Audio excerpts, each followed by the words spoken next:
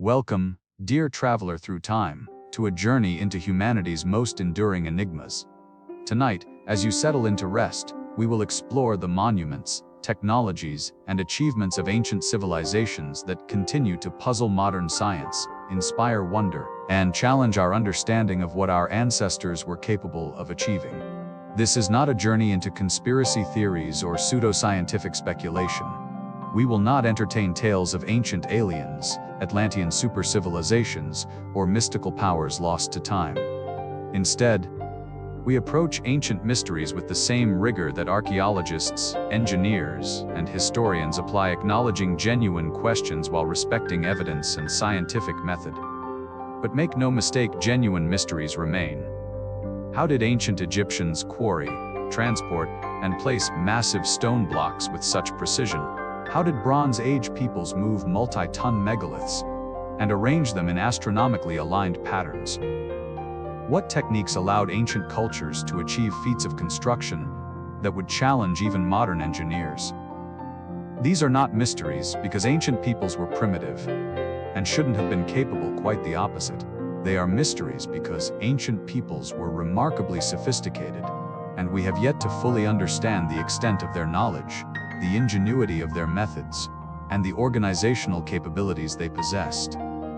We will visit the Great Pyramid of Giza, standing as testament to Egyptian engineering prowess. We will walk among the stones of Stonehenge, arranged with astronomical precision by Neolithic Britons. We will explore the massive stones of Baalbek, the precision of Machu Picchu, the mysteries of the Antikythera mechanism, and other achievements that prompt us to reconsider what we thought we knew about ancient capabilities. Our approach will be measured and thoughtful. Where evidence provides answers, we will present them clearly. Where questions remain unresolved, we will acknowledge the uncertainty honestly. Where theories compete, we will evaluate them fairly based on available evidence. This journey celebrates human achievement across millennia. Every mysterious monument was built by real people with real tools, using knowledge accumulated through generations, organized through social structures we're still working to understand fully, motivated by beliefs and purposes we can only partially grasp. So breathe deeply, let your mind settle, and prepare to travel back thousands of years to when massive stones were moved by human hands, when astronomers tracked celestial movements without telescopes, when engineers designed structures that have endured for millennia. The ancients left us monuments that still inspire awe and questions that still await complete answers. Let us explore them together with wonder, respect, and scientific curiosity. No ancient structure has generated more fascination, speculation, and scholarly investigation than the Great Pyramid of Giza, built as a tomb for the Egyptian pharaoh Khufu around 2560 BCE. Standing on the Giza Plateau on the outskirts of modern Cairo, this massive structure embodies mysteries that, despite centuries of study, remain incompletely solved. Let us begin with the facts that are not mysterious, but are nonetheless astonishing. The Great Pyramid originally stood approximately 146.5 meters, 481 feet tall, making it the tallest human-made structure in the world for nearly 4,000 years until the construction of medieval cathedrals. It remains one of the most massive structures ever built. The pyramid contains an estimated 2.3 million stone blocks, with individual blocks weighing between 2.5 and 15 tons on average. Some blocks, particularly granite blocks used in the king's chamber and relieving chambers above it, weigh up to 80 tons. The base of the pyramid covers approximately 13 acres, 5.3 hectares. Each side of the base is approximately 230 meters, 755 feet long. The precision of the base is remarkable. The four sides differ in length by no more than 4.4 centimeters, 1.7 inches, an error of less than 0.2%. The base is nearly perfectly level. The entire base deviates from perfect horizontal by only 2.1 centimeters, 0.83 inches, an astonishing achievement considering the massive scale and the fact that this was accomplished around 4,500 years ago with bronze and copper tools. The orientation is extraordinarily precise. The four sides of the pyramid are aligned almost perfectly to the cardinal directions north, south, east, and west. The north side deviates from true north by only 3 arc minutes 3/60th of a degree, a level of precision that suggests sophisticated astronomical observation and surveying techniques. The slope of the pyramid faces is approximately 51 degrees 50 minutes. This angle was not arbitrary. It creates specific mathematical relationships between the pyramid's height, base, and slant height. Some researchers note that if you divide the pyramid's perimeter by twice its height, you get approximately pi, though whether this was intentional or coincidental remains debated. The construction is estimated to have taken approximately 20-30 years. Given this timeline and the number of blocks, workers would have needed to quarry, transport, and place one block approximately every 2-3 minutes during daylight hours if work proceeded year-round, or more rapidly if construction occurred primarily during the Nile flood season, when agricultural labor was unavailable. These facts, verifiable through measurement and calculation, immediately present questions. How did ancient Egyptians achieve such precision? How did they organize labor on such a massive scale? What techniques allowed them to work with such enormous stones? We know where the pyramid stands and approximately when it was built. We know it was built as a tomb for Khufu, called Cheops by the Greeks, 4th dynasty pharaoh. We know the pyramid was originally covered in smooth white limestone casing stones that have since been stripped away and used in other buildings. But how it was built remains a matter of scholarly debate and active investigation. The quarrying question: most of the pyramid's limestone blocks came from local quarries on the Giza Plateau itself. The fine white limestone casing stones came from quarries at Tura, across the Nile. The granite blocks used in the king's chamber and internal structures came from Aswan, about 800 kilometers 500 miles south. We understand ancient Egyptian quarrying techniques reasonably well. Workers used copper and later bronze tools, wooden wedges which would be whetted to expand and crack stone along natural fissures, and pounding stones to break away blocks. Archaeological evidence from ancient quarries shows these methods clearly.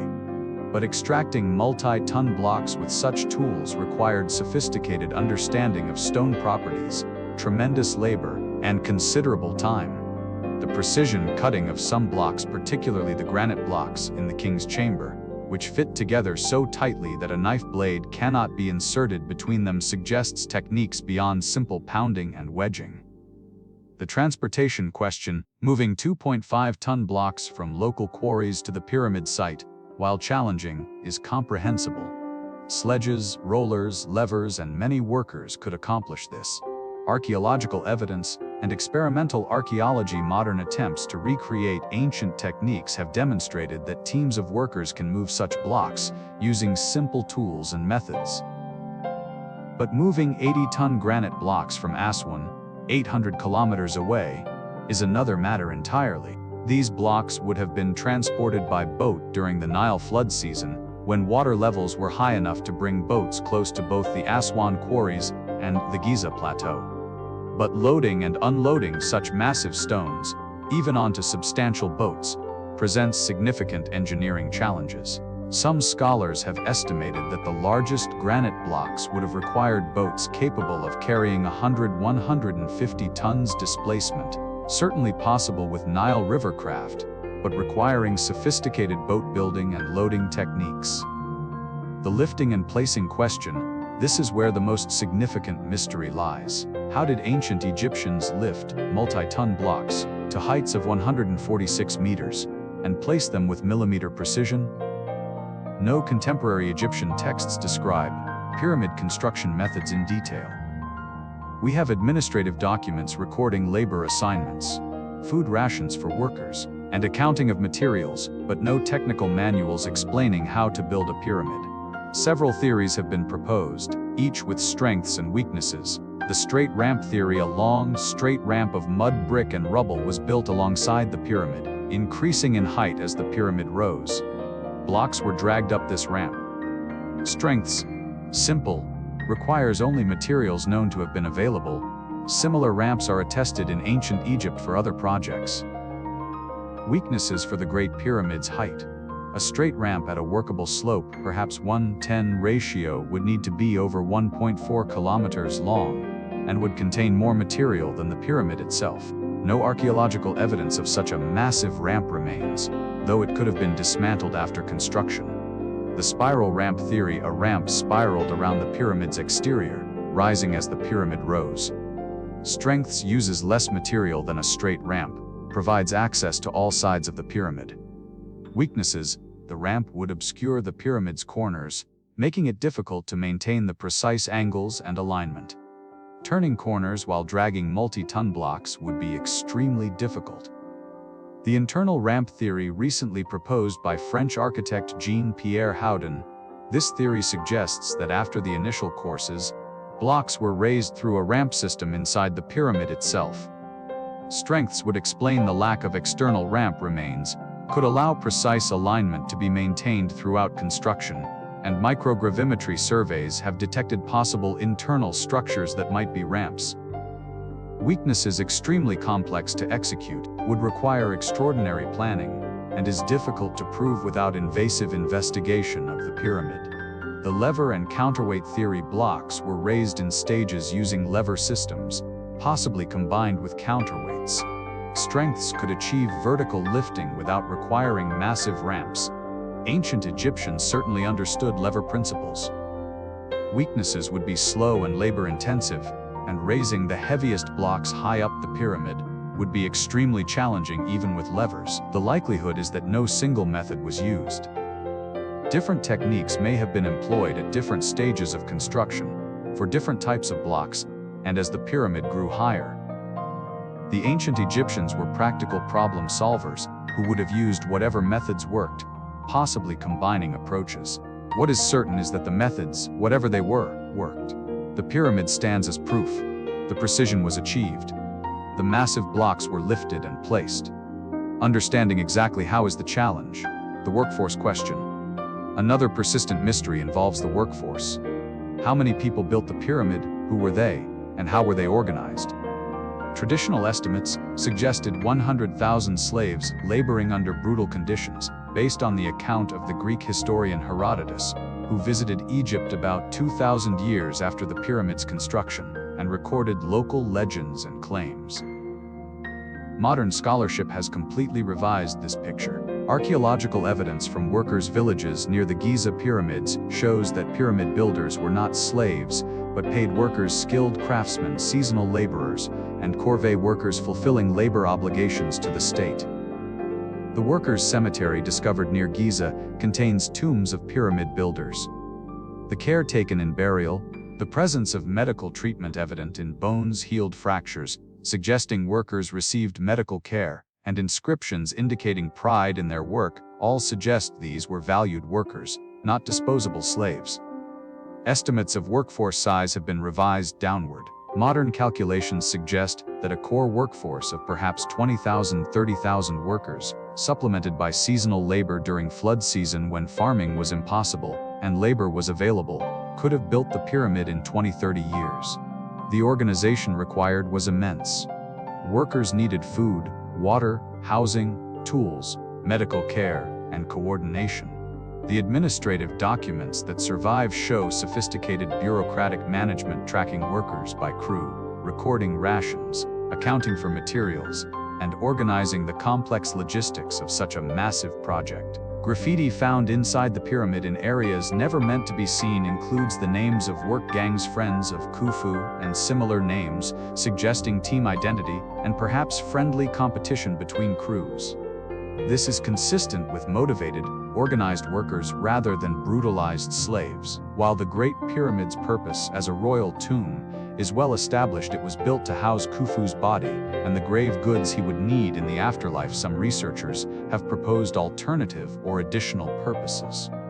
The astronomical alignment has led some to suggest the pyramid served astronomical observation purposes. The narrow shafts extending from the king's and queen's chambers toward the pyramid's exterior align with specific stars as they would have appeared in 2500 BCE. The southern shaft from the king's chamber pointed to Al-Nitak Zeta Orionis, the bright star in Orion's belt, which had significance in Egyptian religion. However, these alignments are consistent with the pyramid's funerary purpose.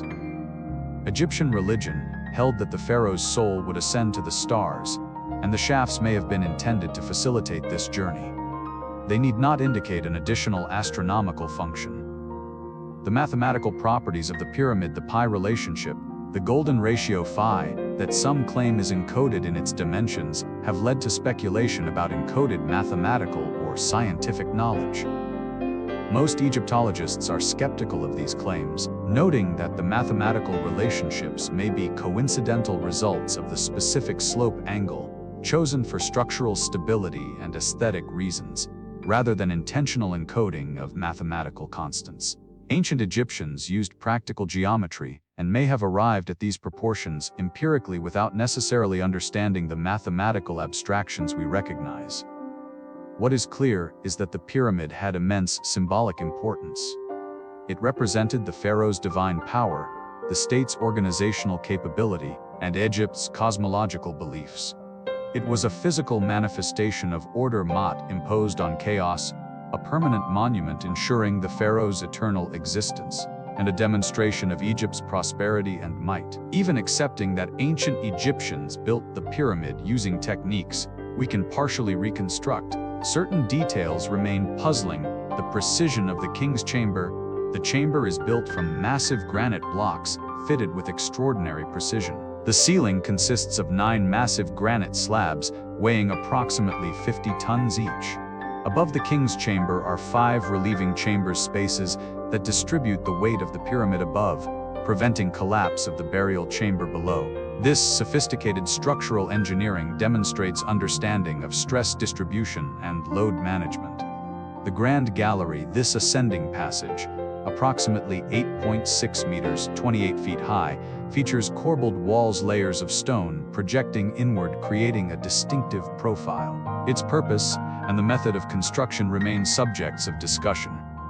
Was it simply an impressive entrance to the king's chamber, or did it serve a construction function, perhaps as part of an internal ramp system? The precision of the casing stones, the outer casing stones, now mostly removed, were cut and fitted with extraordinary precision, gaps between stones measured in millimeters. The outer face was polished smooth. Achieving this precision on thousands of casing stones, each shaped to fit a specific position on the pyramid's surface, represents a remarkable feat of planning and execution. The internal temperature, the pyramid's interior, maintains a relatively constant temperature of around 20 degrees C, 68 degrees F, regardless of outside temperature fluctuations. This is likely a result of the massive thermal mass of the stone and the ventilation provided by the shafts, but the consistency is nonetheless remarkable and may have been intentionally designed to preserve the pharaoh's body. Far from the desert sands of Egypt, on the Salisbury Plain in southern England, stands another ancient monument that poses questions modern archaeology continues to investigate: Stonehenge. This prehistoric monument, consisting of massive standing stones arranged in circular patterns, was constructed in several phases over approximately 1,500 years, beginning around 3000 BCE and reaching its final form around 1600 BCE. Unlike the pyramids, Stonehenge comes from a culture without writing, without metal tools for most of its construction, and without the centralized state organization of ancient Egypt, yet it represents an equally impressive achievement. Stonehenge as we see it today, even in its ruined state, represents multiple construction phases. Phase 1 circa 3000 BCE, a circular earthwork, a ditch and bank, approximately 110 meters in diameter, with an entrance to the northeast. Within this enclosure were pits, the Aubrey holes, named after their 17th century discoverer, that may have held wooden posts or stones. This phase represents a communal gathering place and possible astronomical observatory. Phase 2 circa 2500 BCE, timber structures were built within the earthwork. We know this from post holes detected through archaeology, though the exact form of these timber structures is uncertain. Phase 3 circa 1600 BCE, the stone monument was constructed in sub-phases. The bluestones, so called because they turned blue when wet, were brought from the Preseli Hills in Wales, approximately 225 kilometers 140 miles away. These stones, weighing up to 4 tons each, were initially arranged in a formation that was later rearranged. The sarsen stones, the massive gray stones that dominate the visible monument, were brought from the Marlborough Downs, about 30 kilometers 19 miles away.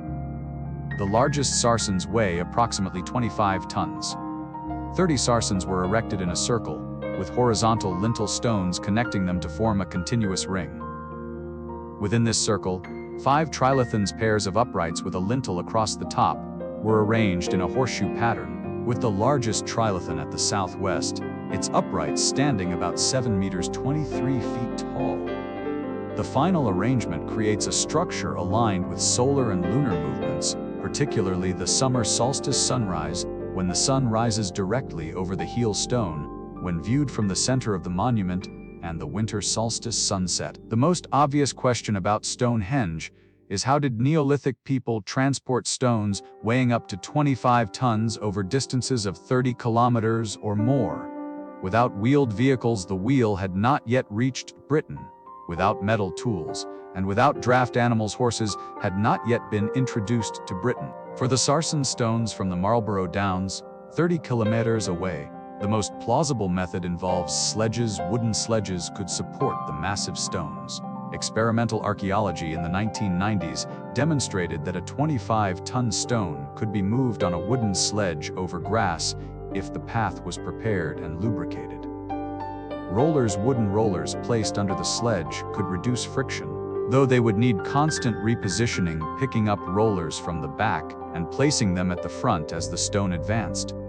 Manpower estimates suggest that moving a 25-ton sarsen would require 200-300 people pulling on ropes, moving at a speed of perhaps 1 kilometer per day over prepared ground. The route from the Marlborough Downs to Stonehenge is relatively level, which would have made transport easier, though 30 kilometers is still a formidable distance when moving at perhaps 1 kilometer per day.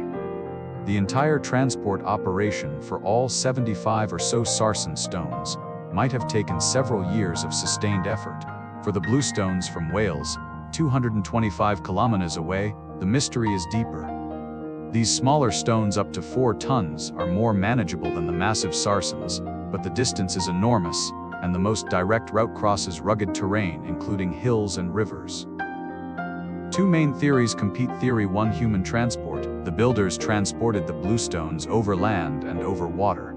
The route might have involved overland sledging to the coast of Wales, transport by boat or raft along the Welsh coast, around southwestern Britain, and up rivers the Bristol Avon, then the Wiltshire Avon, to get relatively close to Stonehenge. Final overland haul to the site. This would be an extraordinary undertaking requiring sophisticated boat building, navigation, and tremendous organizational effort, but it's within the realm of Neolithic capabilities.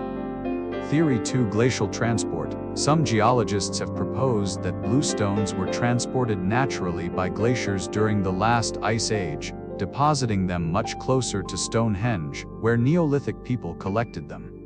However, recent geological surveys have found no evidence of bluestones in glacial deposits between Wales and Stonehenge. The glaciers from the last ice age don't appear to have reached the Salisbury Plain. This makes natural transport unlikely, leaving human transport as the most plausible explanation. Why go to such extraordinary effort to obtain stones from Wales when perfectly adequate local stone was available? The most likely answer is that the bluestones had special cultural or spiritual significance. Perhaps they were associated with sacred sites in Wales, or their appearance and properties, they make a ringing sound, when struck, gave them ceremonial importance. The effort to transport them demonstrates the profound significance of Stonehenge to its builders. Once the massive stones reached Stonehenge, they had to be erected and the lintels lifted into place. How was this achieved? For erecting the uprights, the most plausible method involves digging a pit with one side sloping, the opposite side vertical. Positioning the stone on timber scaffolding at the edge of the pit, slowly sliding/tilting the stone into the pit so it drops into the vertical position. using ropes, levers, and timber supports to control the descent and adjust the final position. Packing rubble around the base to secure the stone. Experimental archaeology has demonstrated this method works, though it requires precise calculation and control to avoid disasters. A 25-ton stone falling incorrectly could kill workers and destroy itself. For lifting the lintels onto the uprights, the lintels of the sarsen circle are approximately 3.2 meters above ground.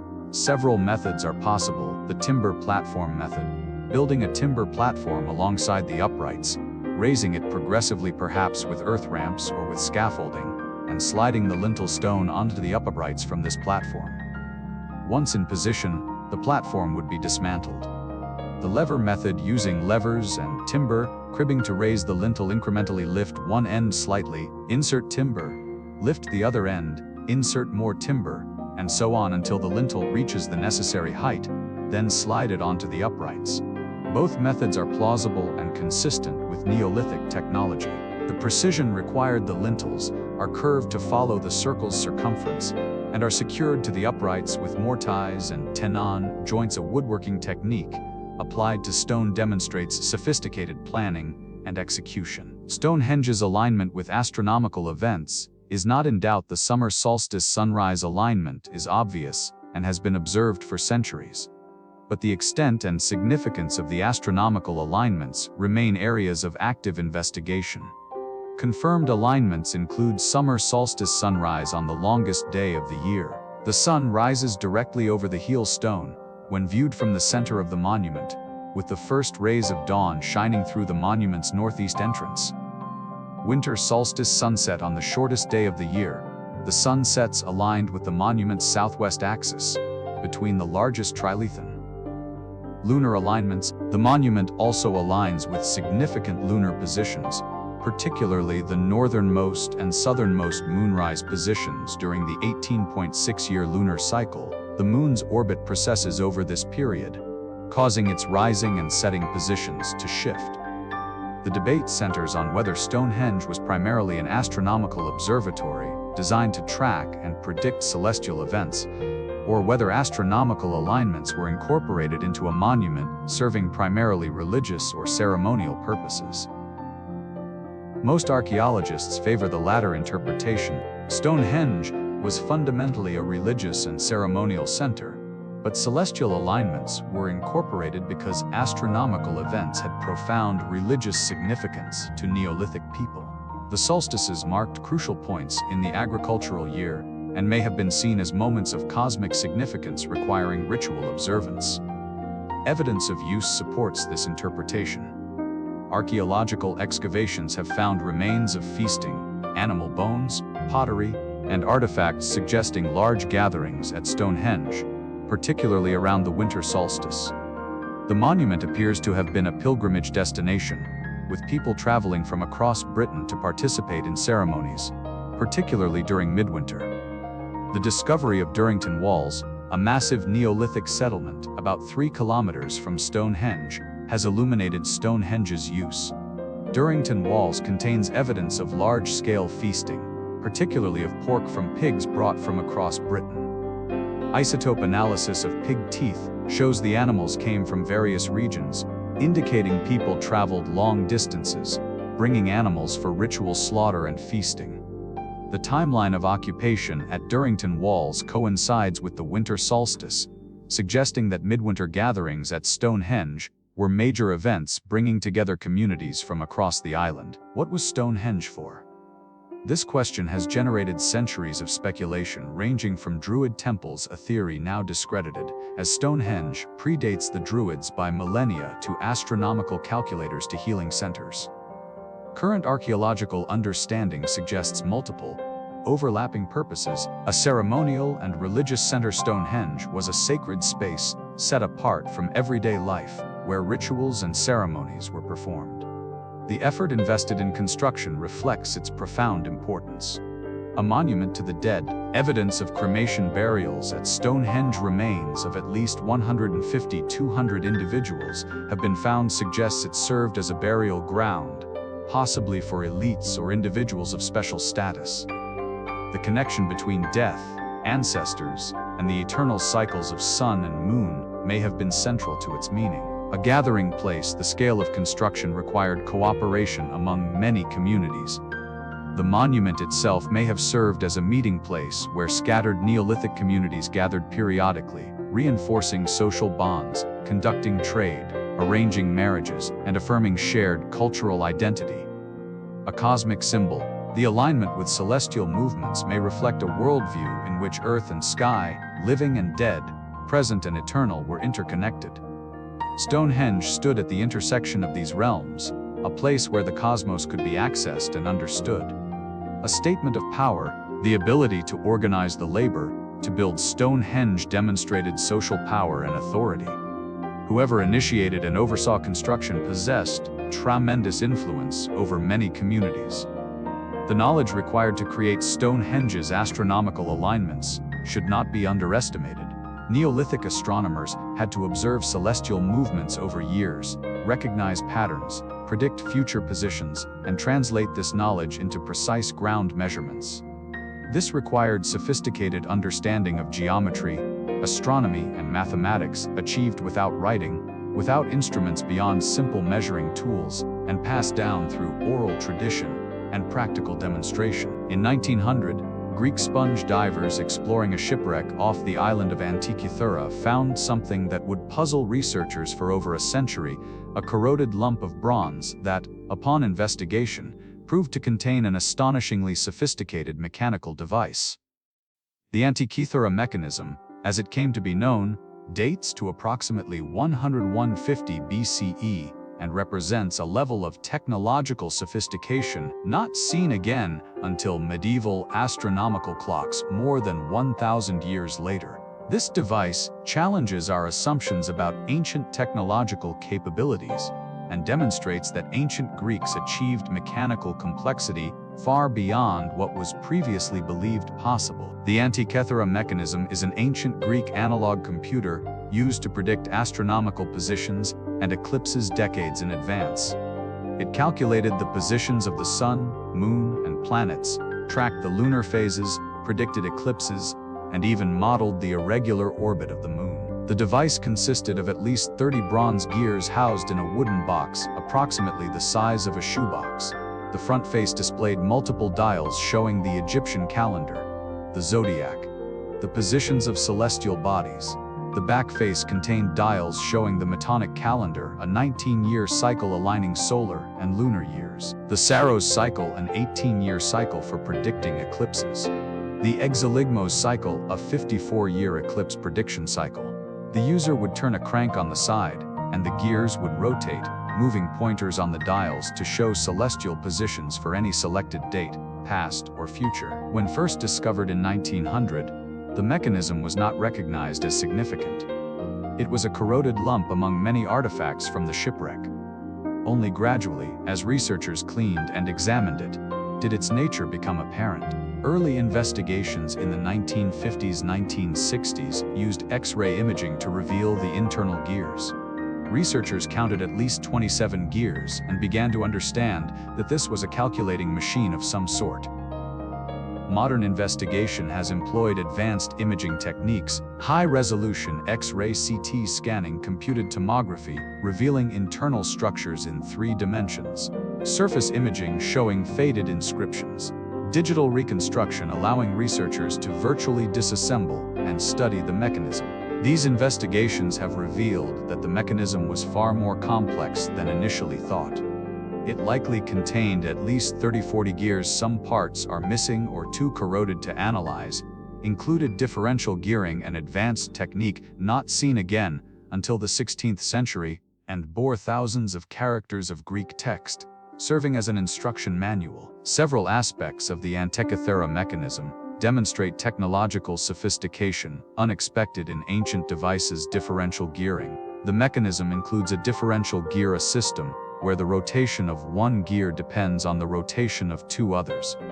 This is mathematically sophisticated and mechanically complex, allowing the device to model the moon's irregular orbit. The moon speeds up and slows down in its orbit due to elliptical path and gravitational interactions.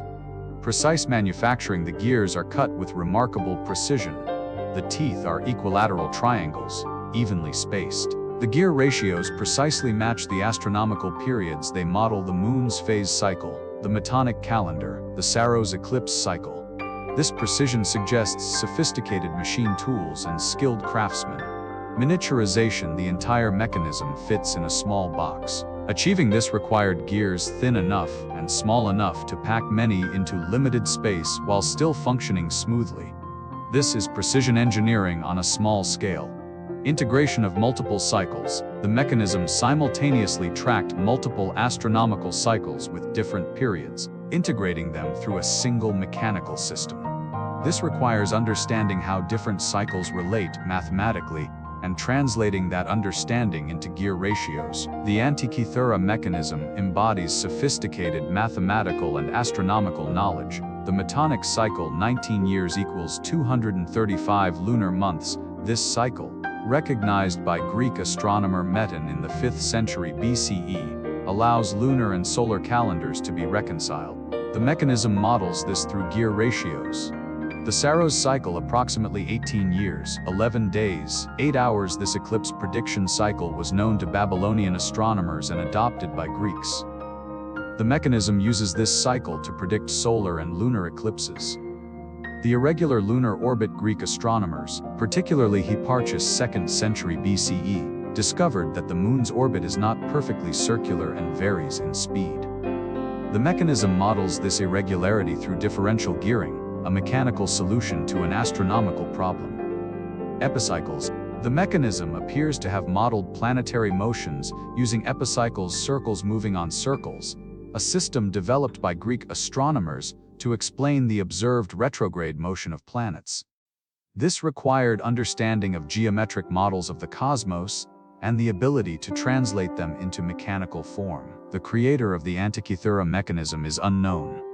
The device likely was built on the island of Rhodes, which was a center of astronomical and mechanical learning in the Hellenistic period. Potential creators or influences include Hipparchus of Nicaea, 190–120 BCE, one of the greatest Greek astronomers, known for precise observations, star catalogues, and discovery of the precession of the equinoxes. He worked on Rhodes.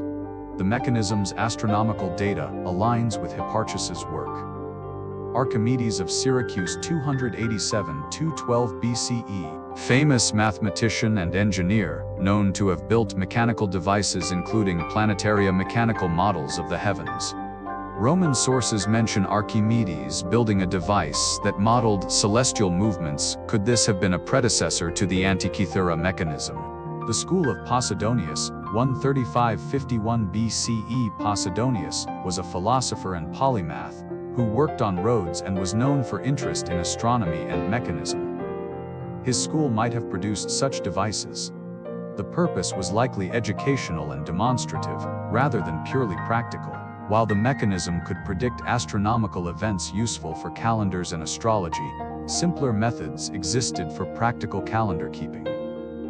The mechanism's value was in demonstrating astronomical theory, teaching how the cosmos worked, and impressing observers with the builder's knowledge and skill. It was likely expensive to build and rare. It may have been owned by a wealthy patron or institution. The fact that it was aboard a ship, the shipwreck, that preserved it suggests it was being transported, perhaps as valuable cargo or a precious gift. The deepest mystery of the Antikythera mechanism is, why don't we have more of them? No other mechanism of comparable complexity survives from antiquity.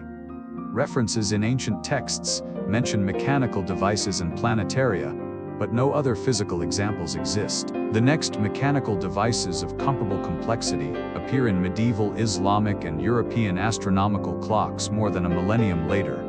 Several explanations are possible. Theory 1. They were rare and fragile. Perhaps such mechanisms were rare, expensive, and few were made. Being made of bronze, they would have been valuable and might have been melted down and recycled in later periods when their function was no longer understood or valued. The Antikythera mechanism survived only because it was lost in a shipwreck, protected from recycling. Theory 2. Knowledge was lost. The Hellenistic period saw great scientific and technological advancement, but much knowledge was lost during the decline of the Roman Empire and the early medieval period. Libraries were destroyed, texts lost, and craft traditions interrupted. The knowledge required to build such mechanisms may have existed in a narrow circle of specialists and been lost when that tradition ended. Theory 3: we haven't found others yet. Our sample of surviving ancient artifacts is tiny compared to what existed. Perhaps other mechanisms exist in museum collections, unrecognized among corroded bronze fragments, or remain undiscovered in shipwrecks or buried sites. Theory 4: technological regression. Perhaps ancient technological capability was higher than we've assumed, and devices like the Antikythera mechanism were part of a technological tradition that was later lost and had to be rediscovered in medieval times. The significance of the Antikythera mechanism is profound.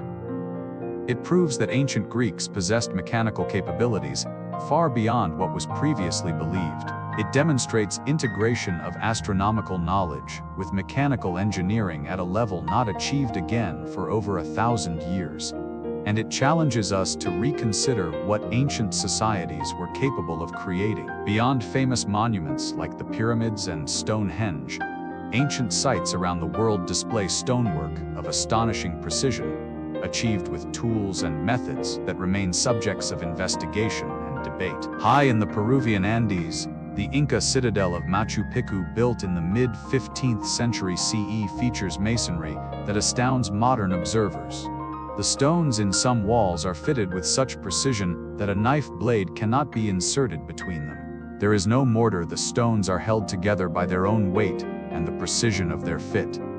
Yet these are not simple rectangular blocks, but irregular polygonal stones, each uniquely shaped, interlocking like a three-dimensional jigsaw puzzle. The precision is not uniform across the site. Some walls display coursed masonry with relatively regular blocks, but the finest walls, particularly those in sacred or ceremonial areas, show the polygonal masonry that has become famous. How was this achieved? The Inca had bronze tools but not iron. They didn't have the wheel, didn't use draft animals for hauling at Machu Picchu's altitude, and lacked the pulleys and complex machinery we associate with moving and placing large stones. The methods likely involved stone shaping through pounding, using harder stones such as hematite pounding stones that have been found at Inca sites to pound away softer rock, gradually shaping it. This is tedious but effective, and experiments have shown it works. Trial and error fitting, holding a new stone against the gap it's meant to fill, marking where material needs to be removed, shaping the stone accordingly, testing again, and repeating until the fit is perfect. This requires tremendous patience and skill, but is achievable. Leverage and rocking multi-ton stones could be moved by teams of workers using levers, rollers, and rocking motions to inch the stone into position. The Inca used similar techniques to move and place stones in other constructions. The question remains, why go to such extraordinary effort? The precision fitting has structural benefits. The walls are highly earthquake resistant, as the stones can shift slightly during seismic events without the walls collapsing. But this alone doesn't fully explain the extreme precision achieved in some walls. The likely answer combines functional and symbolic purposes. The finest masonry demonstrated state power and divine favor, marked sacred spaces, and showcased Inca engineering capabilities.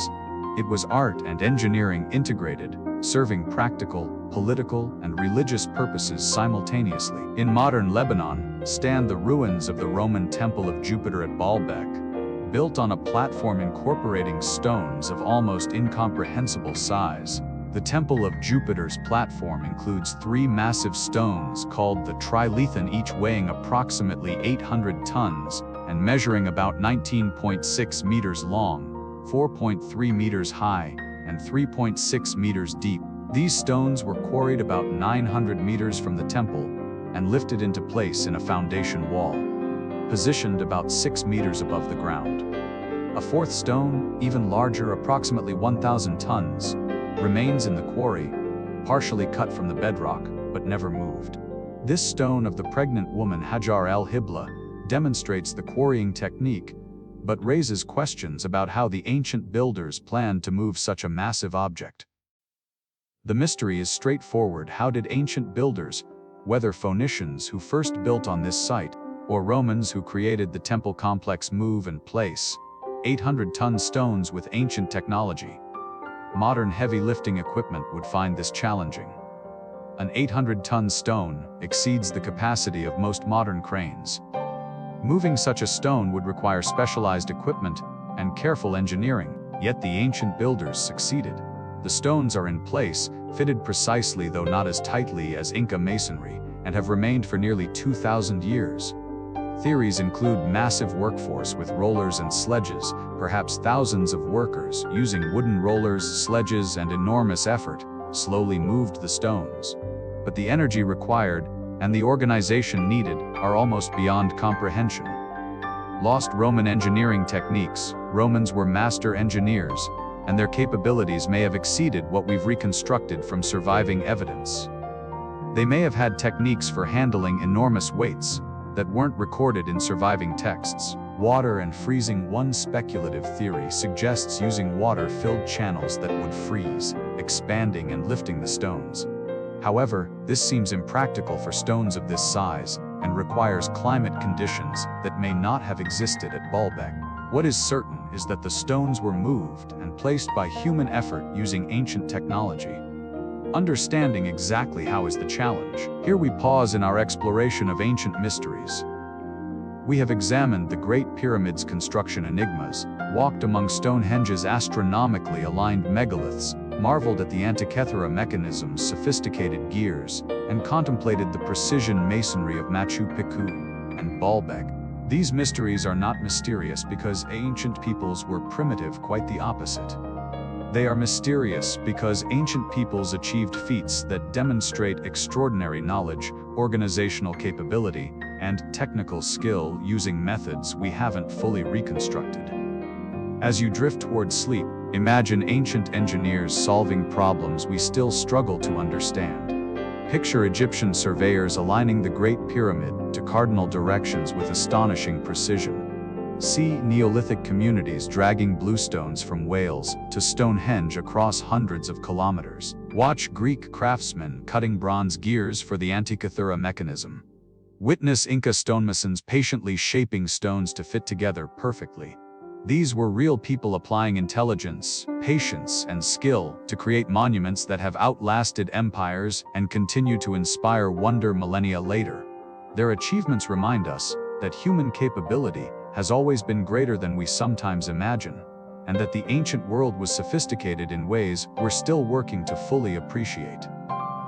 When we continue, we will explore more ancient mysteries, the precision of ancient astronomy, the enigmatic Nazca lines, the metallurgical achievements of ancient cultures, and the knowledge systems that allowed ancient peoples to accomplish what seems impossible. We will seek to understand not just what ancient peoples built, but how they knew what they knew and organized the societies capable of such achievements. But for now, rest. The pyramids stand silent in the desert. The stones of Stonehenge mark the passage of seasons as they have for 4,000 years. The Antikythera mechanism's corroded gears rest in a museum, testament to knowledge nearly lost. Tomorrow we continue unraveling these ancient enigmas. One of the most remarkable achievements of ancient civilizations was their sophisticated understanding of astronomy, tracking celestial movements, predicting eclipses, measuring time, and creating calendars of astonishing accuracy, all without telescopes, computers, or modern instruments. This astronomical knowledge was not mere curiosity. It was essential for agriculture, knowing when to plant and harvest, for religion, timing ceremonies to celestial events, for navigation using stars to find direction, and for maintaining social order, calendars, organized communal life. Understanding how ancient peoples achieved this astronomical sophistication reveals minds as capable as our own, applying observation, pattern recognition, mathematical reasoning, and multi-generational record keeping to understand the cosmos. The Maya civilization of Mesoamerica, flourishing from approximately 2900 CE in the Classic period, with roots going back millennia earlier, developed one of the world's most sophisticated calendar systems. The Maya actually used multiple interlocking calendars, each serving different purposes. The Tzolk'in 260-day sacred calendar combined 13 numbers with 20 day names, creating a 260-day cycle. This calendar was used for divination, naming children, and timing ceremonies. Why 260 days?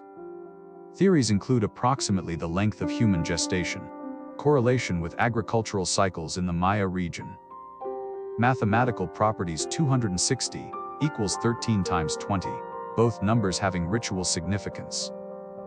The Hob 365-day solar calendar tracked the solar year with 18 months of 20 days each, plus a final 5-day period, the Wayeb, totaling 365 days. This calendar governed agricultural activities and civil life. The calendar round the combination of Tzolk'in and Hob created a 52-year cycle. The least common multiple of 260 and 365 is 18,980 days, or approximately 52 years. The same Tzolk'in and Hob date combination recurred only once in 52 years, providing a dating system adequate for most purposes. The long count for tracking deep time beyond 52-year cycles. The Maya developed the long count, a continuous count of days from a mythological creation date, corresponding to August 11, 3114 BCE in our calendar. The long count used a Vijdecimal-based 20 system, with some modifications. 1 K'in equals 1 day 1. Winal equals 20 K'in 20 days. 1 ton equals 18 Winal 360 days, modified to approximate the solar year. 1 Ka ton equals 20 ton 7,200 days, about 19.7 years. 1 Biak ton equals 20 Ka ton 144,000 days, about 394.3 years. The famous 2012 prophecy stemmed from the long count calendar completing 13 Biak tons on December 21, 2012, a significant calendar cycle completion, but not an end-of-world prediction as popularized in media. The accuracy of the Maya calendar is remarkable. The Hob of 365 days is obviously close to the true solar year of 365.4, 22 days, but Maya astronomers recognized this discrepancy and made adjustments. Recent research has revealed that Maya astronomers calculated the solar year length to be 365.24, 20 days accurate to within 17 seconds of the true value. This is more accurate than the Julian calendar used in Europe until the 16th century. How did they achieve this precision? Through patient observation over centuries. Maya astronomers recorded celestial observations on bark paper books, codices, most of which were destroyed by Spanish conquistadors, on building inscriptions, and in oral tradition passed through priestly lineages. The Dresden Codex, one of 4 surviving Maya codices, contains astronomical tables tracking Venus's movements with extraordinary precision. Maya astronomers had calculated Venus's synodic period, the time between successive appearances as morning or evening star, as 584 days. The actual average is 583.92 days. They also predicted eclipses. The Dresden Codex contains eclipse tables allowing priests to predict when solar and lunar eclipses might occur. These predictions weren't perfect. Predicting whether an eclipse would be visible from a specific location requires more data than the Maya tables contained, but they could predict eclipse seasons, periods when eclipses were possible. Achieving this required continuous observation over many generations, accurate record keeping, mathematical analysis to find patterns in accumulated data, understanding of cycles and periodicities, institutional continuity observatories, trained priests, protected records. The Maya had no telescopes, no precision instruments beyond sighting sticks, and perhaps water horizon techniques for measuring angles. Yet they tracked planets, predicted eclipses, and calculated year lengths to extraordinary precision through dedication, observation, and mathematical reasoning. The ancient Egyptians were also sophisticated astronomers, and their astronomical knowledge was interwoven with their architecture, religion, and timekeeping. The Egyptian calendar was one of the earliest solar calendars, consisting of 12 months of 30 days each, plus 5 additional days, epigomenal days, totaling 365 days. This calendar ignored the quarter-day discrepancy with the true solar year, causing it to drift slowly through the seasons, a full cycle taking 1460 years, the Sothic cycle. The Egyptians were aware of this drift, but chose not to correct it, perhaps for religious or traditional reasons. They used a parallel system based on the heliacal rising of Sirius, the star Sopdet, to Egyptians the first appearance of Sirius on the eastern horizon just before sunrise, which coincided with the annual Nile flood. This provided a natural seasonal marker that reset annually regardless of calendar drift. The astronomical alignment of the pyramids demonstrates Egyptian astronomical knowledge.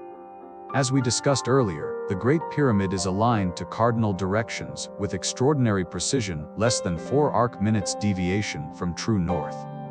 How did Egyptians achieve this alignment? Several methods are possible. The circumpolar stars method, observing stars that circle Polaris, though, in 2500 BCE, Polaris wasn't the pole star, the pole was between several stars.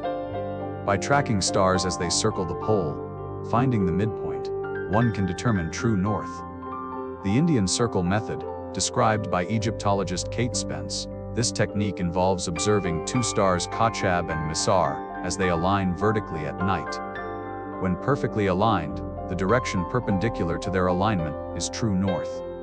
This method's accuracy depends on knowing the precise date, and calculations show it would have been accurate in approximately 2467 BCE, very close to the pyramid's construction date.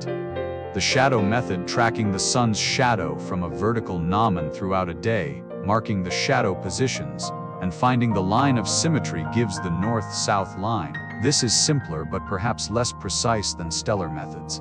The Egyptians also tracked planetary movements.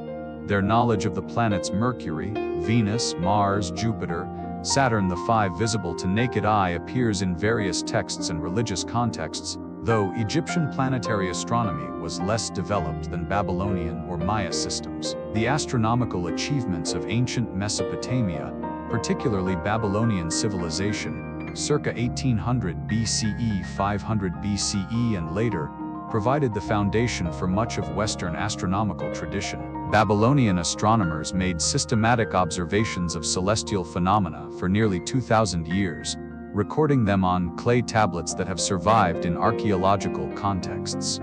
The Mul.Apin tablets circa 1000 BCE are astronomical compendiums listing stars, constellations, and basic astronomical knowledge. They describe the paths of the sun, moon, and planets, list over 60 stars and constellations, and provide a basic calendar system. Later astronomical diaries from approximately 750 BCE onward record systematic observations, planetary positions, lunar phases, weather phenomena, and significant events. These diaries were kept continuously for centuries, creating an astronomical database unprecedented in the ancient world.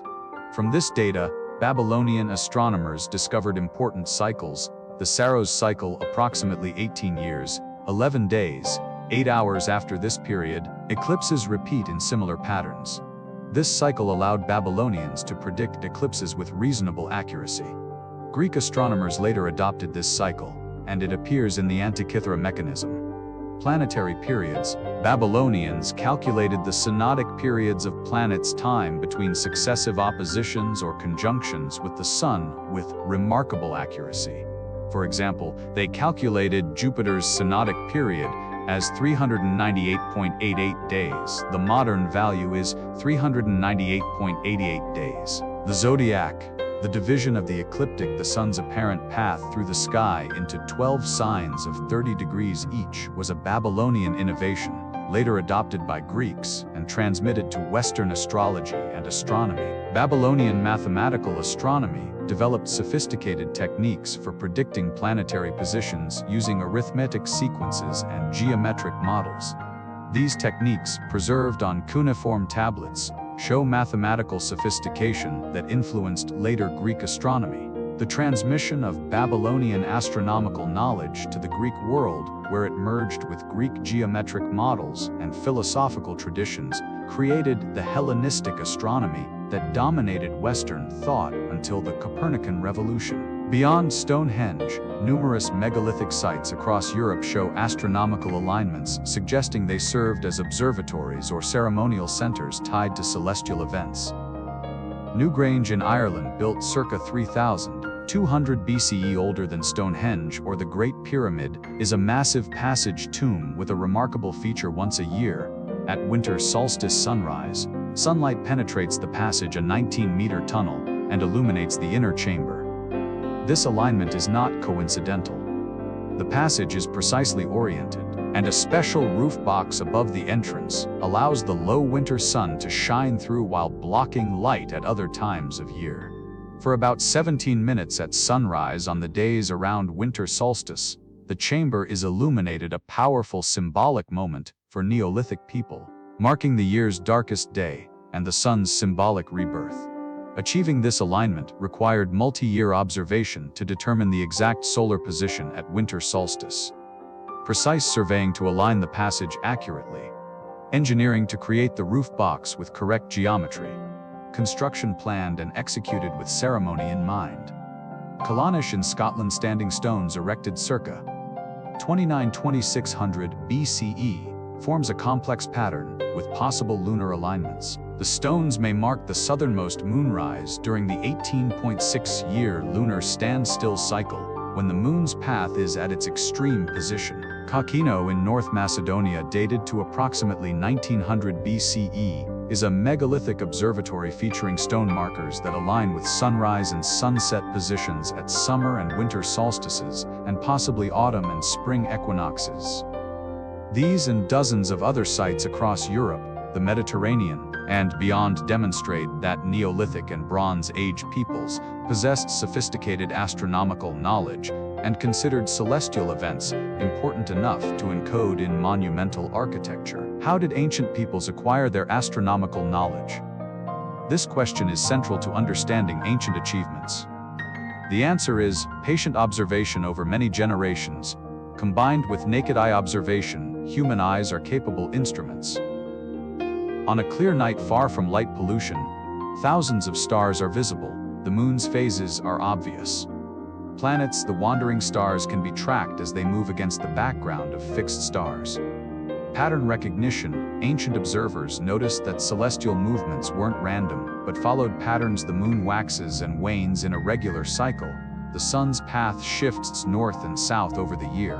Planets follow complex but ultimately predictable paths. Record-keeping writing, tally marks, architectural alignments, and oral tradition allowed observations to be preserved and passed to the next generation. Each generation added to the accumulated knowledge. Institutional support: priestly classes, royal courts, or other institutions provided support for professional astronomers who could dedicate time to observation and calculation rather than subsistence activities. Mathematical analysis: once sufficient data accumulated, patterns could be analyzed mathematically, ratios calculated, cycles discovered, predictions tested and refined. No mystical or technological aids were necessary. Human intelligence, time, and systematic effort were sufficient to achieve sophisticated astronomical knowledge. On the coastal desert of Peru, sprawling across approximately 450 square kilometers, are hundreds of geometric patterns and animal figures etched into the ground lines so large they're best appreciated from the air, created by a pre-Columbian culture that had no known means of flight. The Nazca lines, created by the Nazca culture, approximately 500 BCE, 500 CE, present mysteries not of engineering difficulty, but of purpose and meaning. Why did ancient peoples create these massive figures? How did they maintain accurate proportions when the full figure can't be seen from ground level? What did these geoglyphs mean to their creators? The Nazca lines consist of three main types: straight lines, hundreds of perfectly straight lines, some extending for kilometers across the desert. These lines vary in width from a few centimeters to several meters and can be several kilometers long. Geometric shapes: triangles, rectangles, trapezoids, and spirals of various sizes, some enormous. The shapes often overlap, suggesting they were created at different times. Biomorphic figures: geoglyphs, stylized representations of animals, plants, and humanoid figures, including a spider approximately 47 meters long, a hummingbird approximately 93 meters long, a monkey approximately 55 meters wide, a condor about 130 meters long, various fish, birds, and other creatures, humanoid figures including the famous astronaut figure. The creation technique is relatively simple, which is why the lines have endured. The Nazca Desert is one of the driest places on Earth, receiving less than 20 mm of rain annually. The surface consists of dark pebbles covered by desert varnish oxidation that darkens the surface over time. Removing these dark pebbles reveals lighter-colored sand beneath. To create a line, workers removed the dark surface pebbles and piled them along the line's edges, creating a shallow trench with raised borders. The contrast between the light-colored exposed sand and the dark surrounding surface makes the lines visible. The desert climate preserves the lines. With minimal rain and wind, disturbance is limited. The lines have endured for approximately 1,500–2,000 years, though modern vehicle traffic and development threaten them. Creating straight lines extending for kilometers presents a technical challenge. How do you maintain straightness without aerial perspective or surveying instruments? Experimental archaeology has demonstrated several methods. The wooden stake method places stakes at intervals along the desired line. By sighting along the stakes and ensuring they align, workers can maintain straightness over long distances. The stakes can then be removed after the line is created. The rope and stake method, using long ropes as guides, workers can extend lines in stages, each stage sighted and aligned with the previous. The radial center method. Many lines converge on specific centers called ray centers. By working outward from these centers with ropes of specific lengths, or by maintaining angular relationships, workers could create the radiating line patterns. Creating the animal figures presents a different challenge, maintaining correct proportions when the entire figure can't be seen from ground level. Several methods could achieve this. Grid systems create a grid of reference points marked with stakes or stones, then place the figure's outline according to a scaled design transferred to this grid. Evidence of small-scale pottery designs similar to the large geoglyphs suggests the Nazca may have worked from models. Coordinate systems establish central reference points and use measurements ropes of specific lengths at specific angles to locate key points of the design, then connect them. Trial and refinement create the figure, view it from nearby hills. While not providing the aerial perspective we have, elevated views would show more of the figure and refine the design over multiple iterations. Mathematical analysis of the figures shows they maintain good proportions, suggesting systematic construction methods rather than freehand drawing. Creating straight lines extending for kilometers presents a technical challenge. How do you maintain straightness without aerial perspective or surveying instruments? Experimental archaeology has demonstrated several methods. The wooden stake method places stakes at intervals along the desired line. By sighting along the stakes and ensuring they align, workers can maintain straightness over long distances. The stakes can then be removed after the line is created. The rope and stake method, using long ropes as guides, workers can extend lines in stages, each stage sighted and aligned with the previous. The radial center method. Many lines converge on specific centers called ray centers.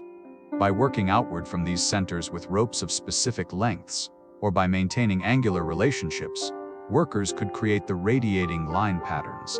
Creating the animal figures presents a different challenge, maintaining correct proportions when the entire figure can't be seen from ground level. Several methods could achieve this. Grid systems create a grid of reference points marked with stakes or stones, then place the figure's outline according to a scaled design transferred to this grid. Evidence of small-scale pottery designs similar to the large geoglyphs suggests the Nazca may have worked from models. Coordinate systems establish central reference points and use measurements ropes of specific lengths at specific angles to locate key points of the design, then connect them. Trial and refinement create the figure, view it from nearby hills. While not providing the aerial perspective we have, elevated views would show more of the figure and refine the design over multiple iterations. Mathematical analysis of the figures shows they maintain good proportions, suggesting systematic construction methods. rather than freehand drawing. This is the deepest mystery of the Nazca lines. Why create figures so large they can be fully appreciated only from the air? What did they mean to the Nazca people? The extraterrestrial hypothesis, popularized by Erich von Däniken in the 1960s-70s, suggested the lines were runways for alien spacecraft or messages to extraterrestrial visitors. This theory is universally rejected by archaeologists and scientists. The lines are too narrow and soft to serve as runways. They were clearly created by humans using simple techniques. And invoking aliens to explain human achievement is both unnecessary. The lines are explainable through known human capabilities and disrespectful to ancient peoples. Scientific theories based on archaeological evidence include Theory 1, astronomical/calendar function, proposed by Maria Reich, who dedicated her life to studying and preserving the lines. This theory suggests the lines marked astronomical events, solstices, equinoxes, or stellar risings/settings. Evidence for some lines do align with astronomical events, particularly solstices. The Nazca culture, like most agricultural societies, needed calendars. Evidence against statistical analysis shows that the number of astronomical alignments is not significantly greater than would be expected by chance if lines were randomly oriented. Most lines don't align with astronomically significant events. Theory 2, water and fertility rituals, proposed by archaeologist Johann Reinhard. This theory suggests the lines were paths for ritual walking, part of ceremonies to ensure water supply and agricultural fertility. Evidence for many lines and figures align with water sources, springs, underground water courses. The Nazca region is arid, making water crucial for survival. Nazca pottery and iconography show water-related imagery, matching the geoglyphs. Similar ritual walking occurs in traditional Andean cultures. Evidence against this doesn't fully explain why the figures needed to be so large or why specific animal forms were chosen. Theory 3, pilgrimage and ceremonial paths. The lines served as ritual pathways, routes for processions, pilgrimages, or ceremonies where walking the path itself was religiously significant. Evidence for many lines are walkable, wide enough for processions. Pottery sherds and other artifacts are found along some lines, suggesting ritual deposition. The creation of the lines itself may have been a communal religious activity, not just the end result. Evidence against this doesn't explain the animal figures, which aren't walkable in the same way. Theory 4, cosmological and mythological mapping. The lines and figures represented cosmological beliefs, mapping the Nazca understanding of the universe, supernatural beings, or mythological narratives onto the landscape. Evidence for the animal figures match those in Nazca pottery and textiles, suggesting shared iconographic meaning. Creating sacred geography, making the landscape itself sacred through marking it, is common in many cultures. Evidence against, without written records from the Nazca, we can't know their specific beliefs and interpretations. The most likely explanation combines elements of multiple theories. The Nazca lines served various overlapping purposes. Ritual pathways for ceremonies, especially water-related rituals in this desert environment. Representations of cosmological beliefs and sacred beings. Markers of community identity, different groups, perhaps maintaining different lines or figures, and spaces for communal religious activities. The creation itself may have been as important as the finished product. Communal labor, creating the lines, could have been a religious act, bringing communities together, renewing relationships with the sacred landscape, and maintaining traditions across generations. Modern technology continues to reveal more Nazca lines. Aerial surveys using drones and satellite imagery have discovered hundreds of previously unknown geoglyphs, including smaller figures that were less visible to earlier researchers. Artificial intelligence and machine learning algorithms are now being applied to satellite imagery to identify patterns that might be geoglyphs, potentially revealing thousands more figures. Research in 2019-2020 identified over 140 new geoglyphs, including figures of humanoids, cats, snakes, and orcas. Many of these are smaller than the famous large figures and were created earlier, approximately 5200 BCE, suggesting the Nazca lines tradition evolved over time. These discoveries complicate our understanding. The variety of figures, the different time periods, and the different sizes suggest the Nazca lines weren't a single project with a single purpose, but an ongoing tradition spanning centuries, potentially serving evolving purposes for changing communities. Around the world, ancient peoples moved and erected massive stones megaliths weighing tens or hundreds of tons, creating monuments that have endured millennia. Understanding how they accomplished this reveals both their engineering sophistication and the social organization required for such projects. On remote Easter Island Rapa Nui in the Pacific Ocean stand approximately 900 massive stone statues moai, carved from volcanic tuff and weighing 12 tons on average, with the largest weighing up to 82 tons. The moai were carved at a quarry at Rano Raraku volcano, then transported up to 18 kilometers to platforms Ahu around the island's coast. They were then erected and topped with red scoria hats pukao brought from a different quarry. The mystery: how did the Rapa Nui people transport these multi-ton statues across the island without wheels, metal tools, or draft animals? Traditional theory: the moai were transported horizontally on wooden sledges, with workers pulling ropes and using wooden rollers. This is plausible but would require enormous amounts of rope, large trees for rollers. Easter Island's forests were eventually depleted, contributing to the civilization's collapse and tremendous labor. The walking theory, proposed by archaeologists Terry Hunt and Carl Lipo, based on Rapa Nui oral traditions that say the moai walked to their platforms. Through experimental archaeology, they demonstrated that moai can indeed be walked moved upright, rocking back and forth as teams pull ropes from different angles.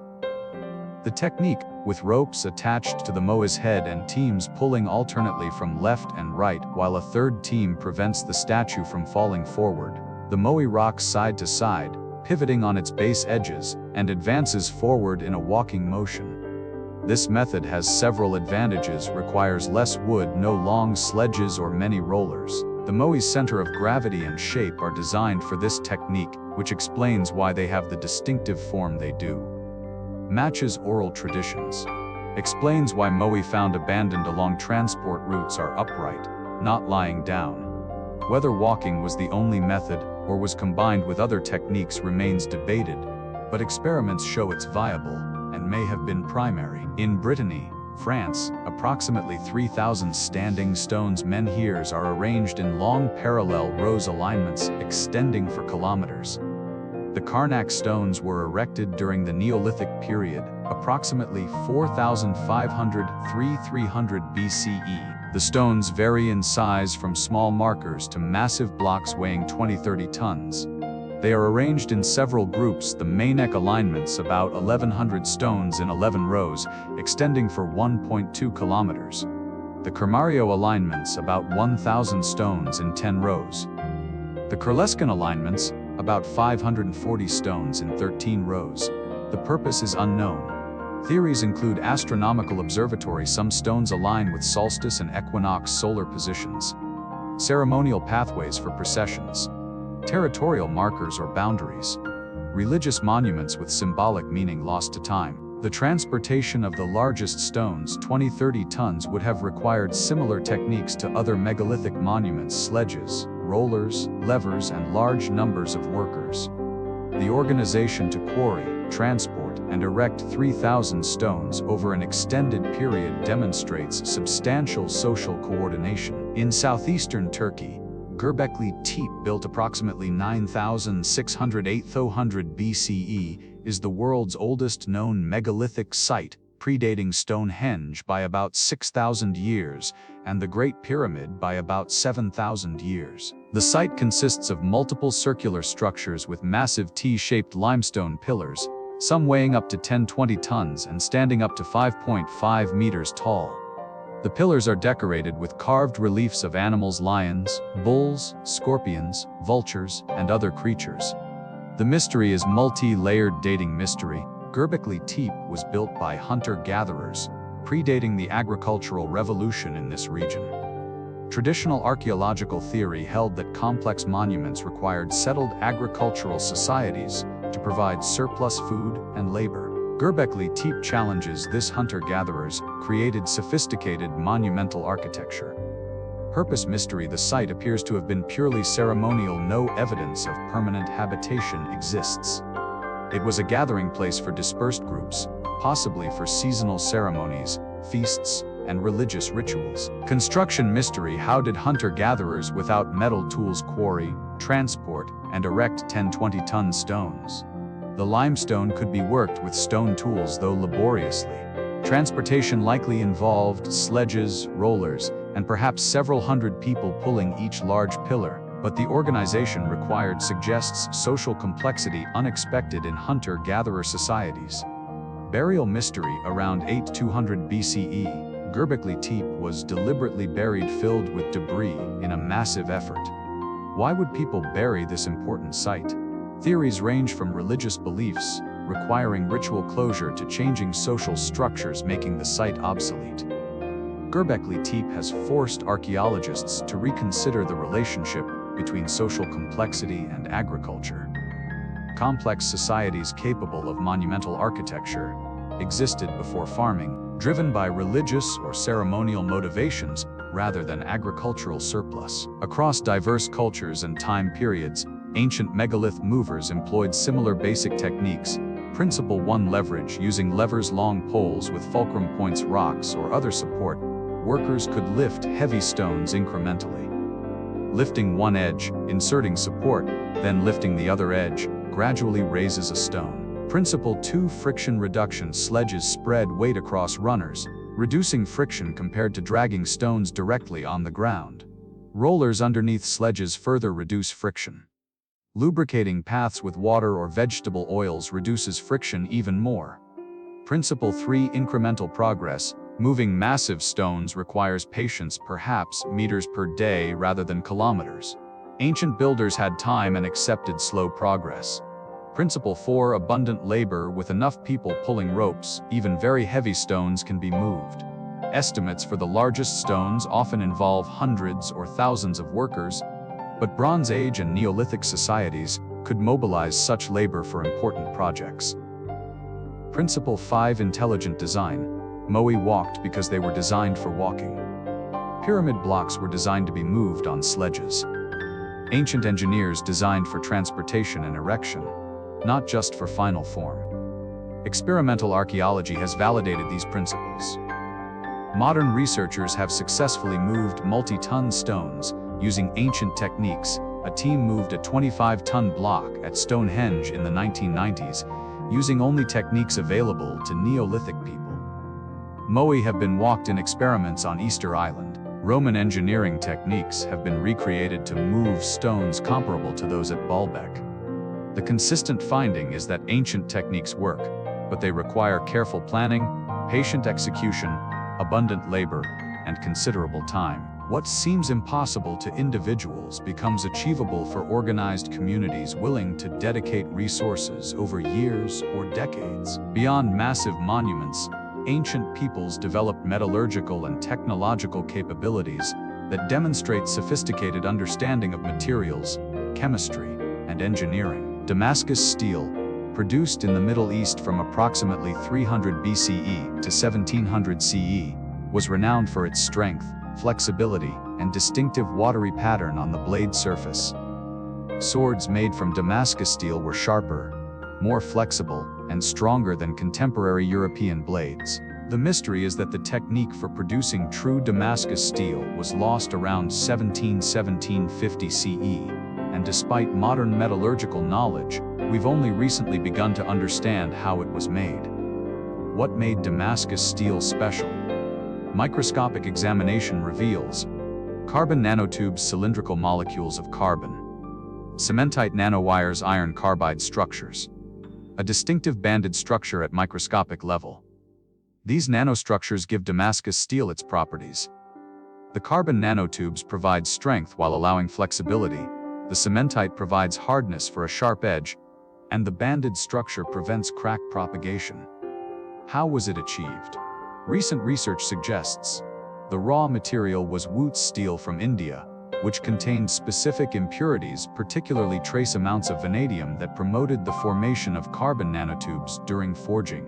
The forging technique involved heating and hammering the steel repeatedly, with cycles of heating and cooling that organized the carbon into the desired nanostructures. The secret was likely lost when the supply of Wootz steel from India ended, possibly due to depletion of specific ore sources containing the right impurities, and when master smiths died without passing on the exact techniques, which may have been closely guarded secrets. Modern metallurgists can now produce steel with similar properties using different methods, but replicating the exact ancient technique remains challenging. The precise temperatures, timing, and number of forging cycles required are still subjects of investigation. Greek fire was an incendiary weapon used by the Byzantine Empire, particularly from the 7th–12th centuries CE, notable for burning even on water and being difficult to extinguish. The formula was a closely guarded state secret. Byzantine emperors protected it carefully, and the secret was eventually lost, probably in the 13th century. What we know from historical accounts, Greek fire was a liquid that could be projected through siphons tubes mounted on ships. It ignited on contact with water. It was extremely difficult to extinguish. Water made it burn more fiercely. It produced thick smoke and a distinctive smell. Modern theories suggest Greek fire likely contained petroleum, natural crude oil available in the region. Pine resin provides adhesive properties. Quicklime calcium oxide, which reacts exothermically with water, possibly explaining why the fire intensified when water was applied. Possibly sulfur and saltpeter, though these are debated. The exact formula remains unknown. Various experimental recreations have produced substances with some properties of Greek fire, but whether any exactly match the original is uncertain. Why was the secret lost? Possible reasons include deliberate destruction of formulas, when Constantinople failed to prevent enemies obtaining it, death of the craftsman who knew the formula without adequate succession, changes in military technology making Greek fire obsolete, gunpowder weapons, loss of access to specific raw materials with particular properties. Roman concrete, opus caementicium, used extensively in Roman construction from approximately 300 BCE to 500 CE, has proven more durable than modern concrete in some applications, particularly in marine environments. Roman harbor structures, such as those at Portus near Rome and Caesarea Maritima in Israel, have endured 2,000 years in seawater, while modern concrete structures in similar environments deteriorate within decades. The mystery: what made Roman concrete so durable? And why did the knowledge of its production fade after the Roman Empire's fall? Recent research has revealed the secret. The recipe included volcanic ash pozzolana from Pozzuoli near Naples, or similar materials instead of sand. Lime calcium oxide, produced by heating limestone. Seawater and aggregate, broken pottery, rock fragments. The chemistry: when mixed with seawater, the volcanic ash and lime undergo a complex reaction producing altobermorite, a rare mineral that forms exceptionally stable crystalline structures. Over centuries, in seawater, additional altobermorite continues to form, actually strengthening the concrete over time, the opposite of modern concrete, which deteriorates over time. Why was the knowledge lost? After the Western Roman Empire's fall, centralized knowledge centers, libraries, engineering schools were lost. Large-scale construction projects requiring concrete became rare.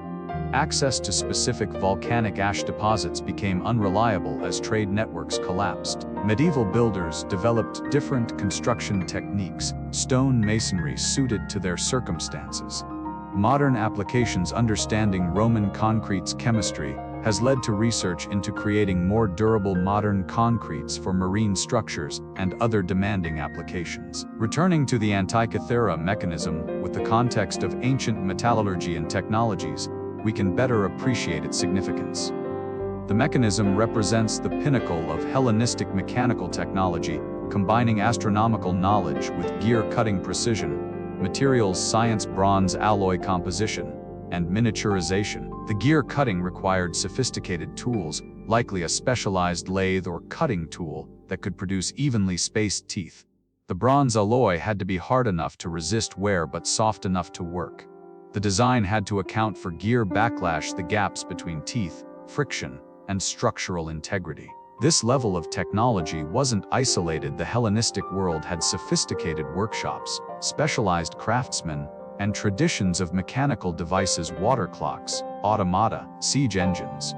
The Antikythera mechanism was extraordinary but not impossible in its context. What was lost with the decline of Hellenistic civilization wasn't just individual technologies, but the entire context: workshops, training systems, patron support, cultural appreciation for mechanical complexity. Recovery required centuries of medieval and Renaissance development. Baghdad battery electrochemistry, or storage jar. Found near Baghdad in 1938, the Baghdad battery consists of a ceramic jar containing a copper cylinder inside which is an iron rod. The materials date to approximately 250 BCE 640 CE Parthian or Sasanian period. The controversy: some have claimed this was an ancient battery used for electroplating or other electrical applications. Most archaeologists consider it a storage jar for scrolls or documents, with the metals present coincidentally. Testing has shown that when filled with acidic liquid wine, vinegar, the device can generate approximately 1-2 volts, enough to produce a mild electrical current. However, no evidence exists of wires or connections that would use this current. No other electrical devices from the period exist. The current produced is very weak and unstable. Alternative explanations: scroll storage, are more consistent with the archaeological context. The Baghdad battery illustrates the importance of context in interpreting ancient objects. Isolated from its archaeological context, the object can be interpreted many ways. Within context, the most plausible explanation is that it was a mundane storage container, not an ancient electrical device. Here we pause again in our exploration of ancient mysteries. We have traced how ancient peoples tracked the cosmos without telescopes, achieving astronomical precision through patient observation. We have contemplated the purpose of the massive Nazca lines, written on the Peruvian desert. We have examined how ancient engineers moved megalithic stones weighing many tons without modern machinery. And we have explored lost ancient technologies, from Damascus steel to Roman concrete, that demonstrate sophisticated materials science. As you drift towards sleep, imagine ancient astronomers watching the night sky from Mayan observatories, tracking Venus's movements with extraordinary precision. See Nazca laborers creating massive geoglyphs, working together to express beliefs and purposes we can only partially understand.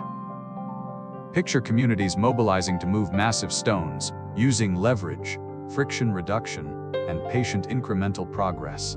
Witness Byzantine craftsmen mixing the secret formula for Greek fire, or Roman engineers creating concrete that would endure 2 millennia in seawater. These achievements demonstrate that ancient peoples were not primitive, but sophisticated, applying intelligence, observation, and accumulated knowledge to solve problems and create technologies suited to their needs and understanding. When we continue, we will explore more ancient mysteries: the enigmatic ancient maps that seem to show lands unknown to their creators, the precision of ancient alignments across vast distances, the water management systems of ancient civilizations, and the questions that remain unresolved despite modern investigation. We will continue seeking to understand what ancient peoples knew and how they knew it. But for now, rest. The stars wheel overhead as they have for millennia, tracked by countless ancient observers. The desert preserves the Nazca lines as testament to beliefs we're still working to understand. The megaliths stand as monuments to human capability and cooperation. Tomorrow we continue unraveling these mysteries. Among the most intriguing ancient mysteries are maps that appear to show geographic knowledge beyond what their creators should have possessed: coastlines not yet explored, continents not yet discovered, details that suggest either remarkable voyages that went unrecorded or transmission of knowledge from earlier, more advanced cartographers. Understanding ancient geographic knowledge requires careful analysis, distinguishing between genuine mysteries, cartographic coincidences, and modern misinterpretations, while respecting the navigational and exploratory achievements of ancient peoples. In 1929, a fragment of a world map was discovered in the Topkapi Palace in Istanbul. The map, created by Ottoman admiral and cartographer Piri Reis in 1513, shows the Atlantic Ocean with the coasts of Europe, Africa, and the Americas. The map is historically significant because it's one of the earliest surviving maps to show the Americas, created just 21 years after Columbus's first voyage. Piri Reis noted on the map that he compiled it from about 20 earlier source maps, including one from Columbus himself. The controversy began in the 1960s when Charles Hapgood, a professor of history of science, claimed that the Piri Reis map showed the coast of Antarctica depicted as the southern extension of South America. Antarctica's coastline as it would appear without ice. Geographic features that suggest the source maps predated the last ice age when Antarctica was ice-free. Hapgood's theory proposed that an advanced ancient civilization existed before the last ice age, had mapped the world including Antarctica, and that remnants of these maps were copied and recopied through millennia until fragments reached Piri Reis. The scientific assessment of these claims is overwhelmingly skeptical. What the map actually shows, the southern landmass on the Piri Reis map, is most likely the east coast of South America extended and distorted. Early explorers didn't know the true extent or shape of South America, and maps from this period often show distortions as cartographers tried to fit incomplete knowledge into assumed world models. The ice-free Antarctica claim the resemblance between the map's southern coast and Antarctica's coastline beneath the ice is coincidental. The map doesn't match Antarctica's actual ice-free coastline, which has been mapped using modern seismic and radar techniques. The proportions, angles, and details are wrong for Antarctica. The source map's Piri Reis explicitly states his sources included Portuguese charts, Greek and Arabic maps, and a map from Columbus's expedition. These known sources are sufficient to explain the map's content without requiring ancient pre-Ice Age civilizations. What the map does demonstrate is sophisticated Ottoman cartography, Piri Reis's skill in compiling diverse sources, and the rapid dissemination of geographic knowledge in the age of exploration. It's a remarkable historical document, but not evidence of lost ancient civilizations. Similar claims have been made about other historical maps. The Orontius Phineus map, 1531, shows a large southern continent labeled Terra Australis in approximately the position of Antarctica. Some have claimed this proves ancient knowledge of Antarctica. The reality, the concept of Terra Australis southern land dates to ancient Greek geography. Ptolemy and other Greek geographers theorized that a large southern continent must exist to balance the landmasses of the northern hemisphere. Medieval and Renaissance cartographers included this hypothetical continent on maps based on theoretical balance, not actual exploration.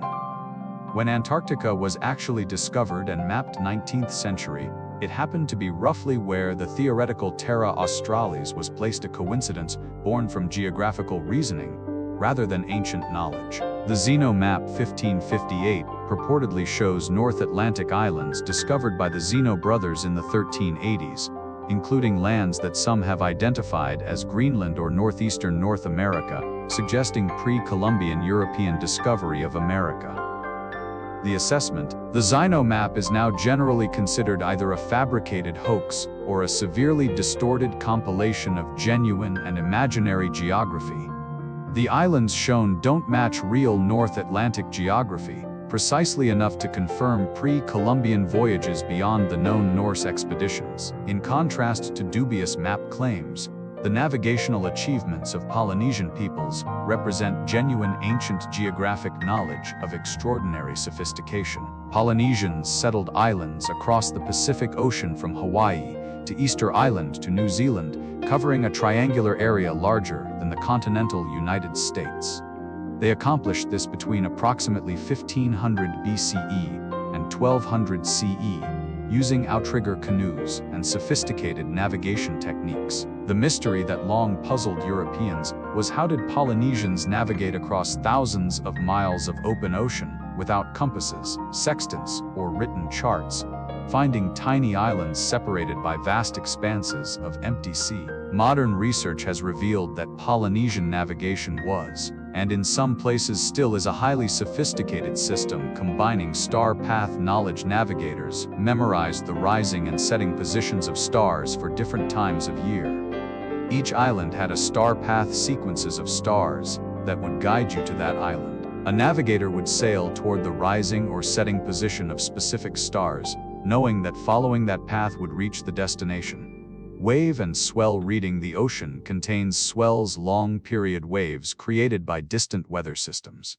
These swells travel in relatively consistent directions. Skilled navigators could feel subtle wave patterns and interference patterns created when swells encounter islands. Islands block and reflect swells, creating patterns detectable tens of miles away.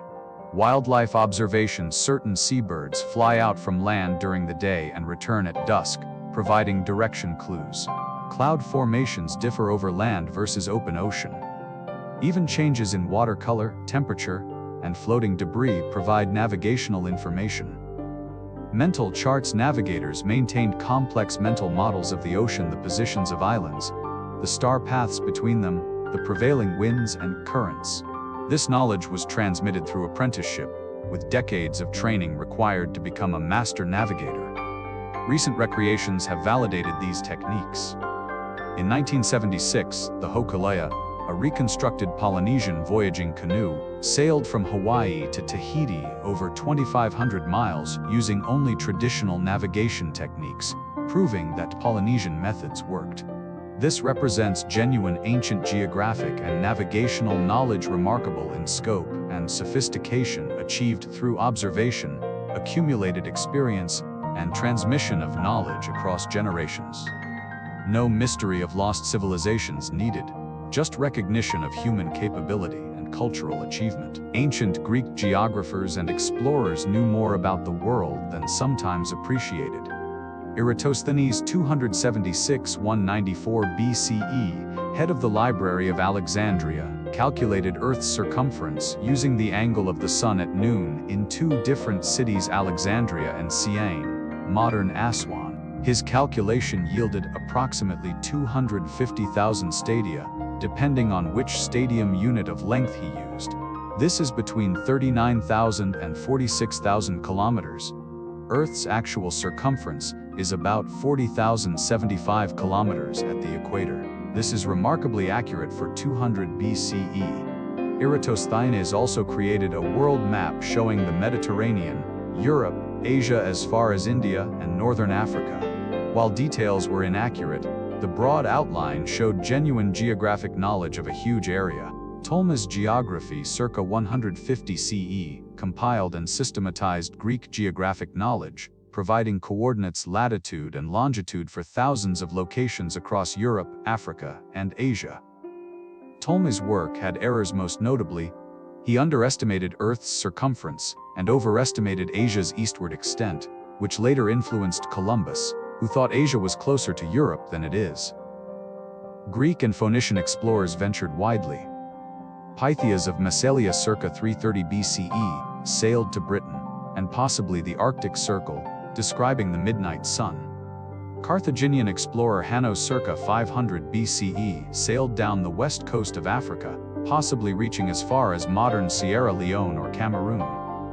The extent of ancient knowledge was substantial. Greek, Roman, Phoenician, and other Mediterranean peoples had direct or indirect knowledge of geography from Britain to India, from sub-Saharan Africa to Scandinavia. This knowledge was compiled in texts and maps, some of which survived, many of which were lost. Knowledge lost and rediscovered. Much Greek geographic knowledge was lost to Western Europe after the Roman Empire's fall, but was preserved by Islamic scholars. When Greek texts were reintroduced to Europe in the medieval period through Arabic translations, they contained geographic knowledge that had been forgotten in the West, not evidence of ancient mysteries, but of the fragility of knowledge transmission during societal disruption. Chinese maritime exploration represents another case of impressive ancient or medieval geographic knowledge.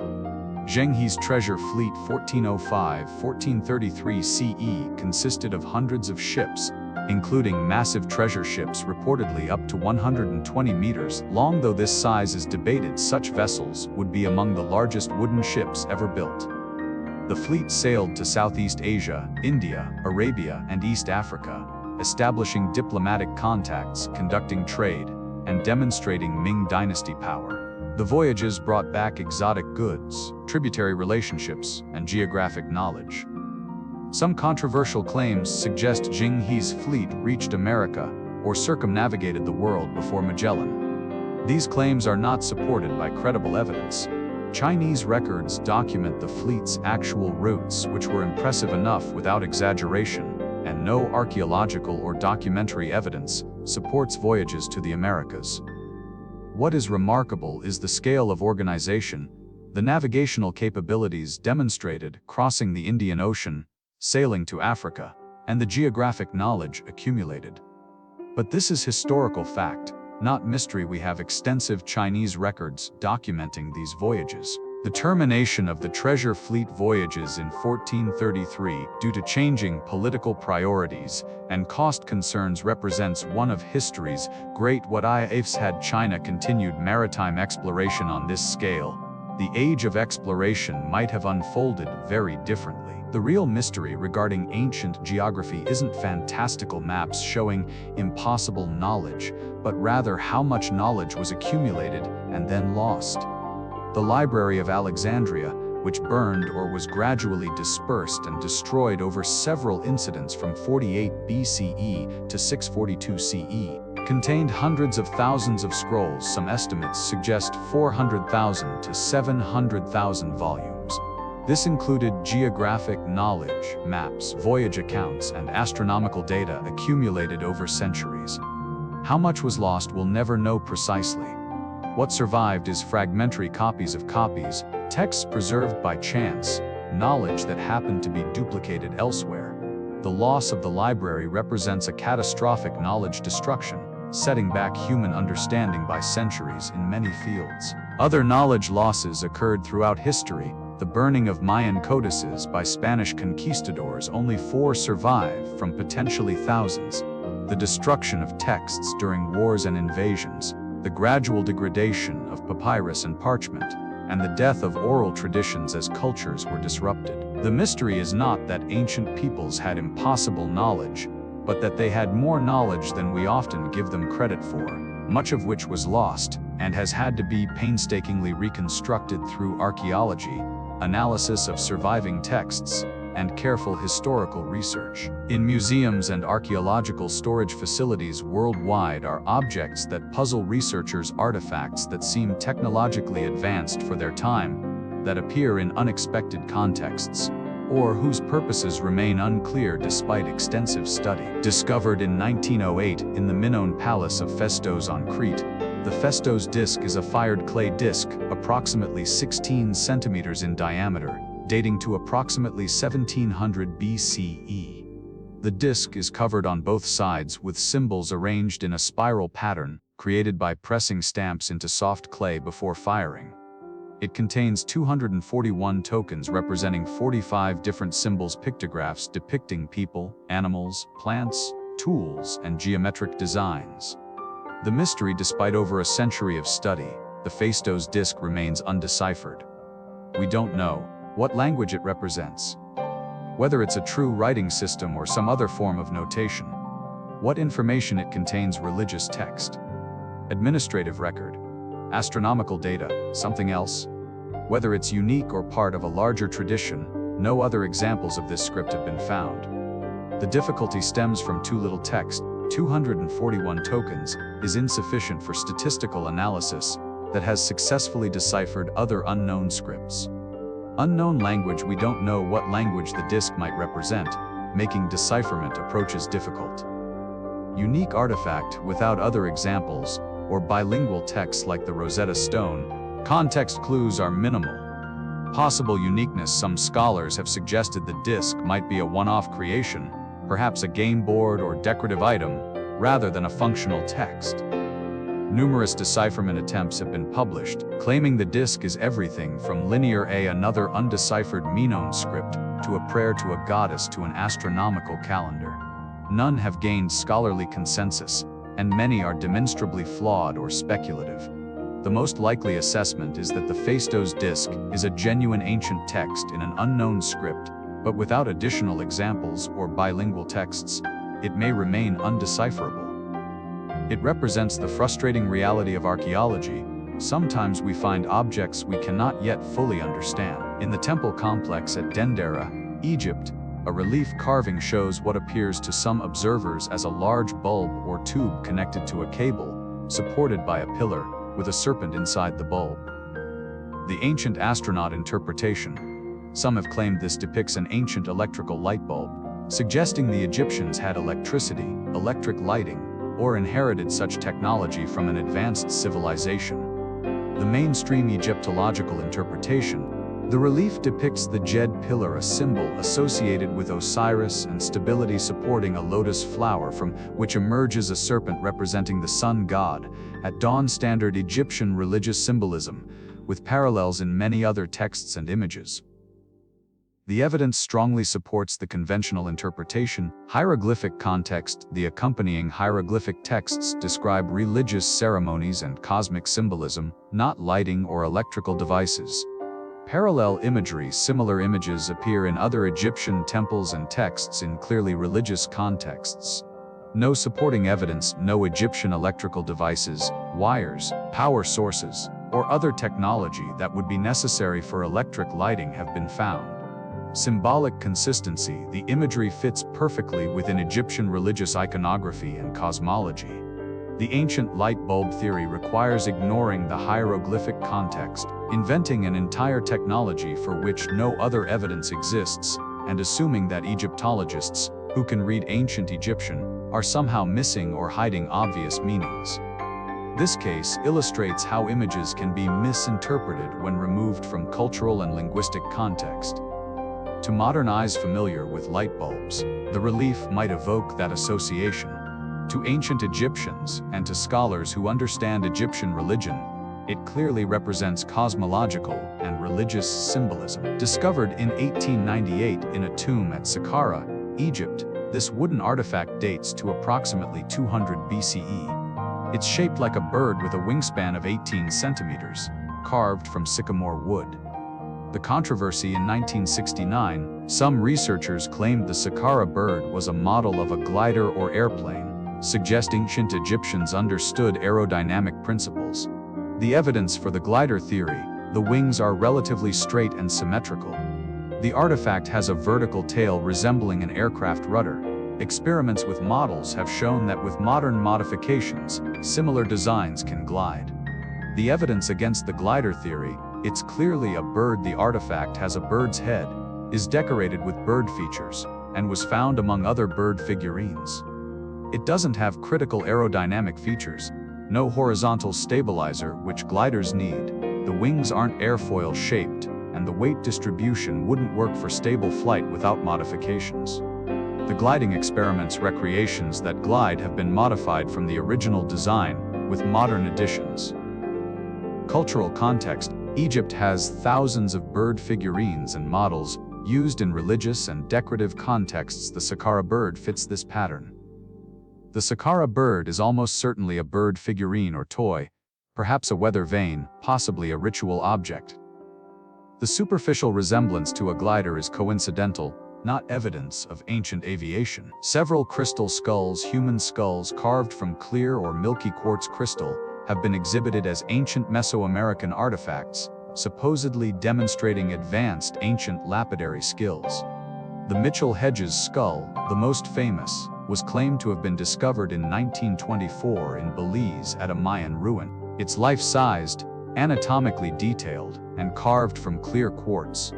Modern analysis using electron microscopes has revealed that crystal skulls, including the Mitchell-Hedges skull, were carved using rotary tools with jeweler's wheels technology available in the 19th century, but not in pre-Columbian Mesoamerica. Furthermore, no crystal skull has a secure archaeological provenance. All appeared in the late 19th or early 20th centuries from murky origins, typically acquired through art dealers rather than excavated in controlled conditions.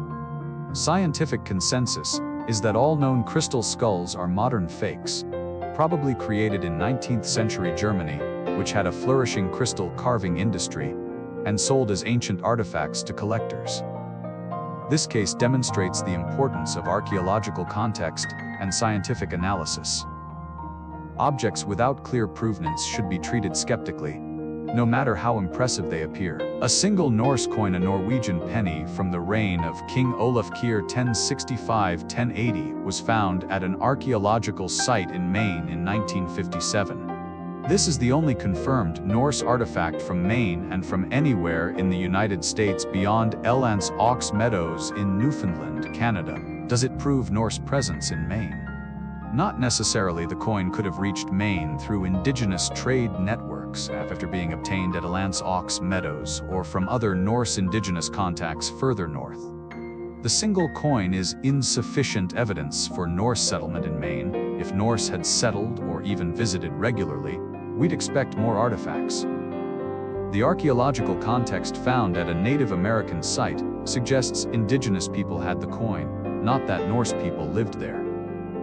The Maine penny is genuine. It's a real Norse coin, and it demonstrates that Norse goods reached Maine through trade, but it doesn't prove direct Norse exploration of Maine.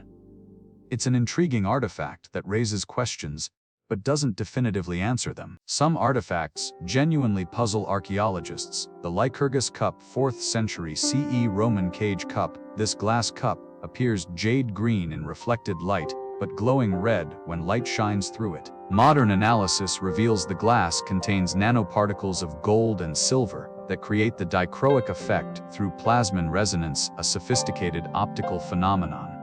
Whether Roman glassmakers understood the physics or achieved this effect accidentally through experimental glassmaking remains debated. The Antikythera mechanism, which we've discussed, genuinely sophisticated, genuinely ancient, genuinely ahead of its time. The mystery is not whether it's real, it is, but how such technology developed, and why it didn't lead to continued mechanical sophistication.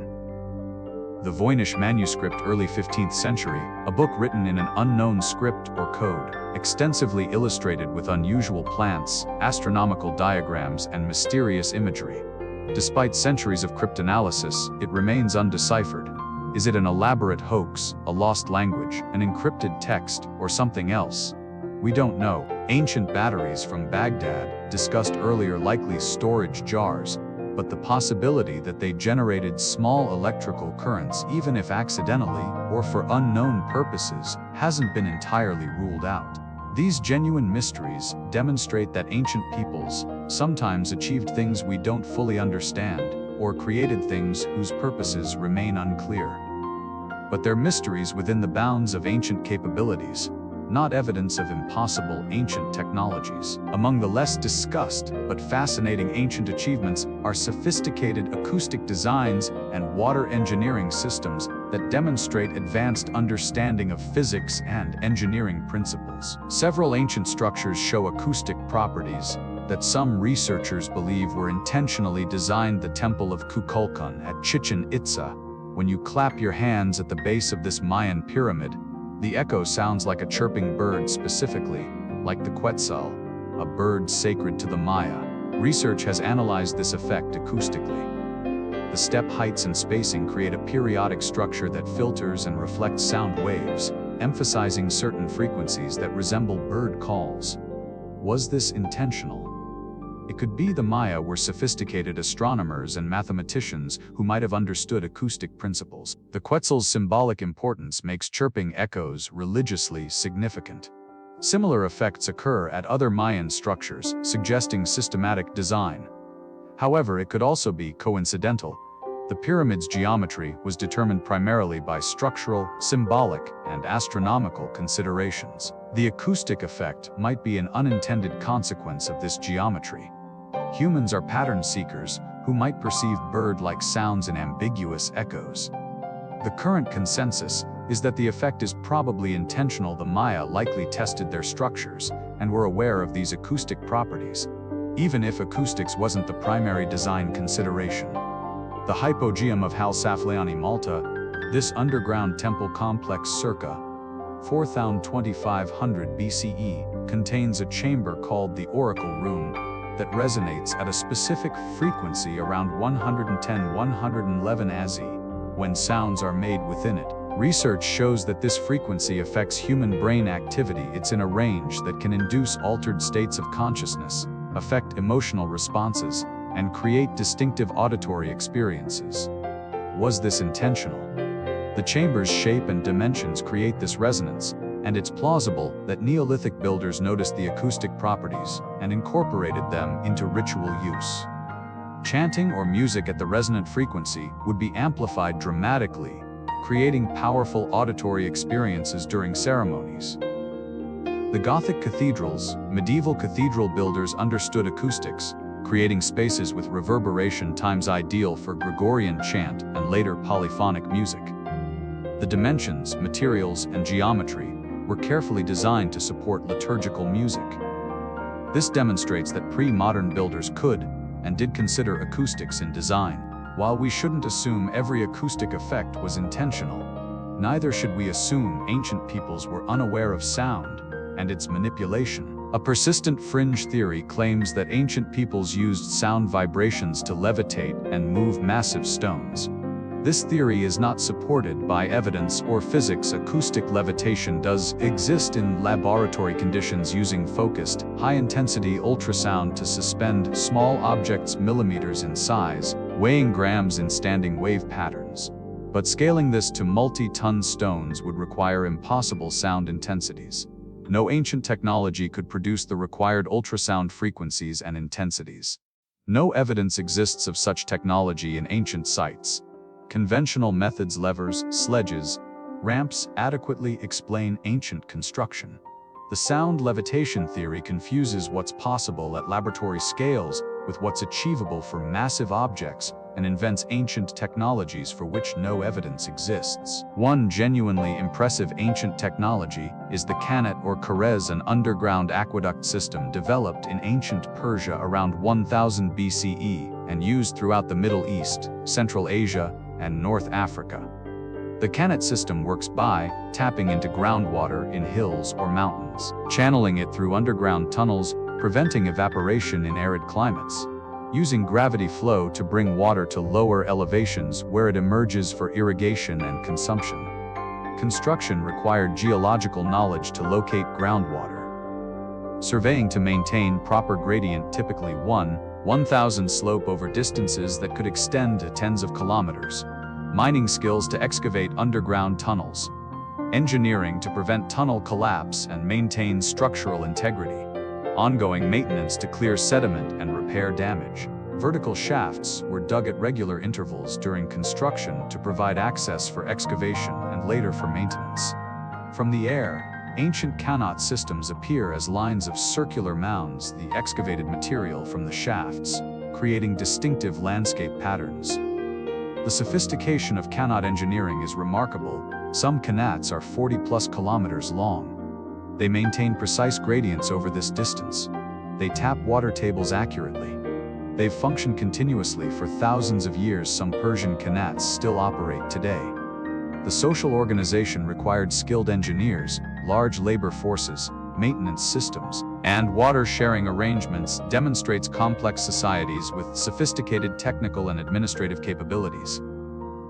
The Qanat system spread across the ancient world through Persian influence, with similar systems appearing from Spain, where they're called Falaj, to China. This represents genuine ancient technology, sophisticated, practical, and requiring advanced knowledge that's sometimes overlooked in favor of more spectacular but less functional ancient monuments. Roman aqueducts are better known but no less impressive. The Romans built approximately 500 aqueduct systems throughout their empire, bringing fresh water to cities from distant sources. The Aqua Marcia, built 144-140 BCE, brought water to Rome from springs 91 kilometers away, maintaining a gradient of just 0.1% to 0.3%, astonishingly precise for such distance. Engineering challenges included surveying across irregular terrain to maintain proper gradient, tunnel construction through mountains where necessary, bridge construction, the famous arched aqueducts to cross valleys, water quality maintenance through design features that promoted settling of sediments. pressure management in siphon systems where water had to cross especially deep valleys. The precision required is evident in surviving structures. The Pont du Gard in France, a three-tiered aqueduct bridge, maintains gradient so precisely that the channel at the top 48.8 meters above the river drops only 2.5 centimeters over its 275-meter length. Modern analysis shows Roman concrete's composition was varied for different purposes, different mixtures for foundations versus arches versus water channels, each optimized for its specific requirements. Roman water engineering included not just aqueducts but also complex urban distribution systems with lead and ceramic pipes. Public fountains and baths supplied continuously. Sewer systems. The Cloaca Maxima in Rome still functions after 2,500 plus years. Water-powered mills and industrial applications. This comprehensive water engineering supported cities of hundreds of thousands of people, providing public health benefits and quality of life that wouldn't be matched in Europe again until the 19th century. In the same region as the Nazca lines, the Nazca people constructed sophisticated underground aqueducts called puquios circa 500 BCE, 500 CE. The puquios tap underground water and bring it to the surface through a system of underground filtration galleries collecting water from aquifers. Stone-lined channels directing water flow. Spiral-shaped openings that allow water access and create air circulation. The spiral openings cachas are distinctive funnel-shaped features that descend to the water channel. Air circulation through these spirals creates downward drafts that help draw water through the system. The engineering demonstrates understanding of hydrology and aquifer behavior. Evaporation prevention through underground channeling. Air pressure and its effects on water movement. Construction techniques for stable underground structures in seismic regions. Many puquios still function today, nearly 2,000 years after construction, supplying water to modern communities in this extremely arid region. This represents truly sustainable ancient engineering. The relationship between puquios and the Nazca lines may be connected. Both demonstrate Nazca engineering capabilities, and both may relate to water management and religious practices surrounding water in this desert environment. Ancient myths and legends preserve cultural memories, encode astronomical knowledge, and sometimes retain traces of historical events. Distinguishing between mythological narrative and historical kernel is a delicate task requiring careful analysis. Flood myths appear in cultures worldwide. The biblical Noah's Ark, the Mesopotamian epic of Gilgamesh, which predates the biblical account and likely influenced it, Greek myths of Deucalion, Hindu accounts of Manu, Chinese flood legends, and flood stories from indigenous American, Australian, and Pacific cultures. Two main theories explain this widespread pattern theory. One universal human experience: flooding is a common natural disaster affecting settled agricultural societies near rivers and coasts. Every culture has experienced catastrophic floods, making flood myths a universal response to a universal experience. The similarities in myths reflect similar human reactions to similar disasters, not a single historical flood. Theory 2: historical memory of post-Ice Age sea level rise. At the end of the last ice age, approximately 8,000 years ago, global sea levels rose dramatically, about 120 meters total, as ice sheets melted. Coastal areas were inundated, including some areas where human populations lived. This sea level rise happened over millennia, not in a single catastrophic event, but there were periods of rapid rise and local catastrophic flooding, particularly when ice dams failed, releasing glacial lake waters. Oral traditions might preserve memories of these events, passed down through hundreds of generations. Recent research has found evidence that oral traditions can preserve information for thousands of years. Australian Aboriginal traditions describe coastal areas now underwater, and the geography described matches what existed before post-glacial sea level rise, suggesting these traditions may be 7,000 to 10,000 years old.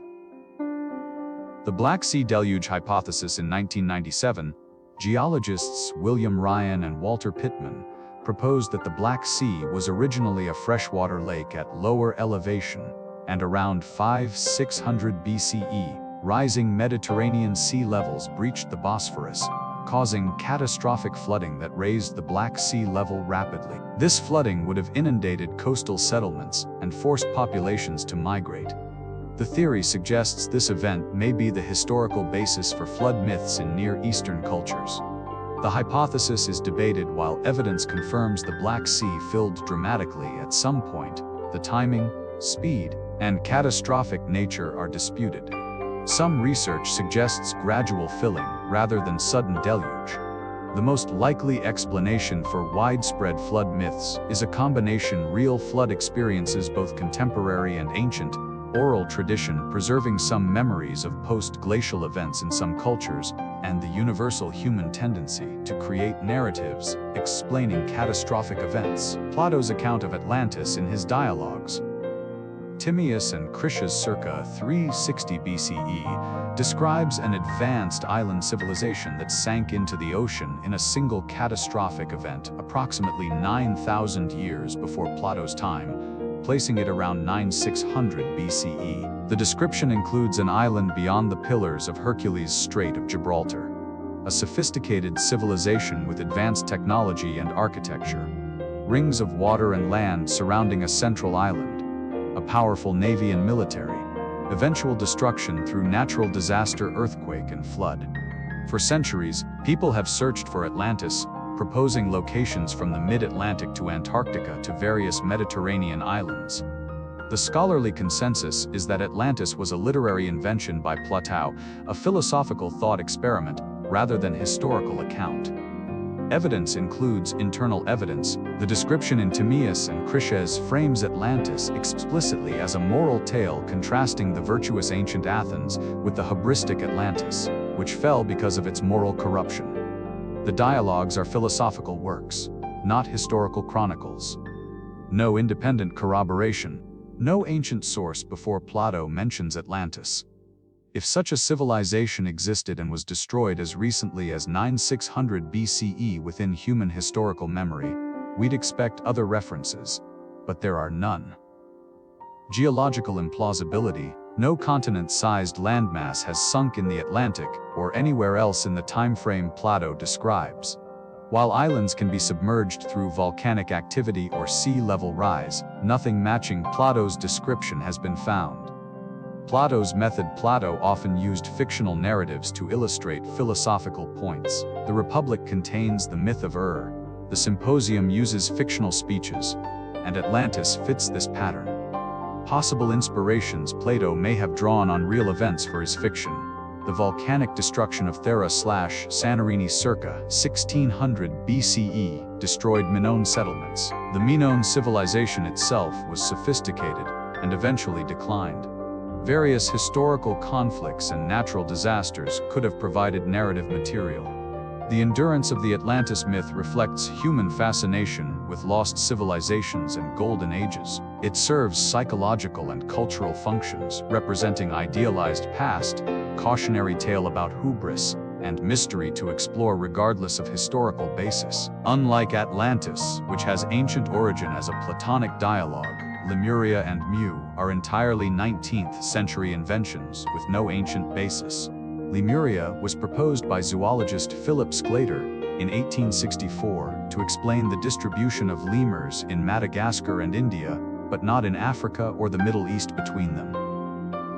He hypothesized a now submerged land bridge, which he named Lemuria, that once connected these regions. This was legitimate 19th century science, attempting to explain biogeographic patterns before plate tectonics theory was developed. However, plate tectonics later explained these patterns through continental drift. Madagascar was once connected to India before tectonic movement separated them. No land bridge is needed, and none existed in the timeframe of lemur evolution. Despite scientific rejection, Lemuria was adopted by theosophists and occultists in the late 19th century as a mystical lost continent, home to advanced spiritual beings. This Lemuria bears no relationship to Sclater's scientific hypothesis. Mu, or the lost continent of Mu, was proposed by Augustus Laplangian in the 1860s, allegedly based on his interpretation of Mayan inscriptions. He claimed Mu was a Pacific continent that sank, and survivors founded civilizations in Asia and the Americas. Le Plongeon's interpretations of Mayan inscriptions were completely incorrect. He didn't understand Mayan writing, which wasn't deciphered until the 20th century. His claims about Mu have no archaeological, geological, or linguistic support.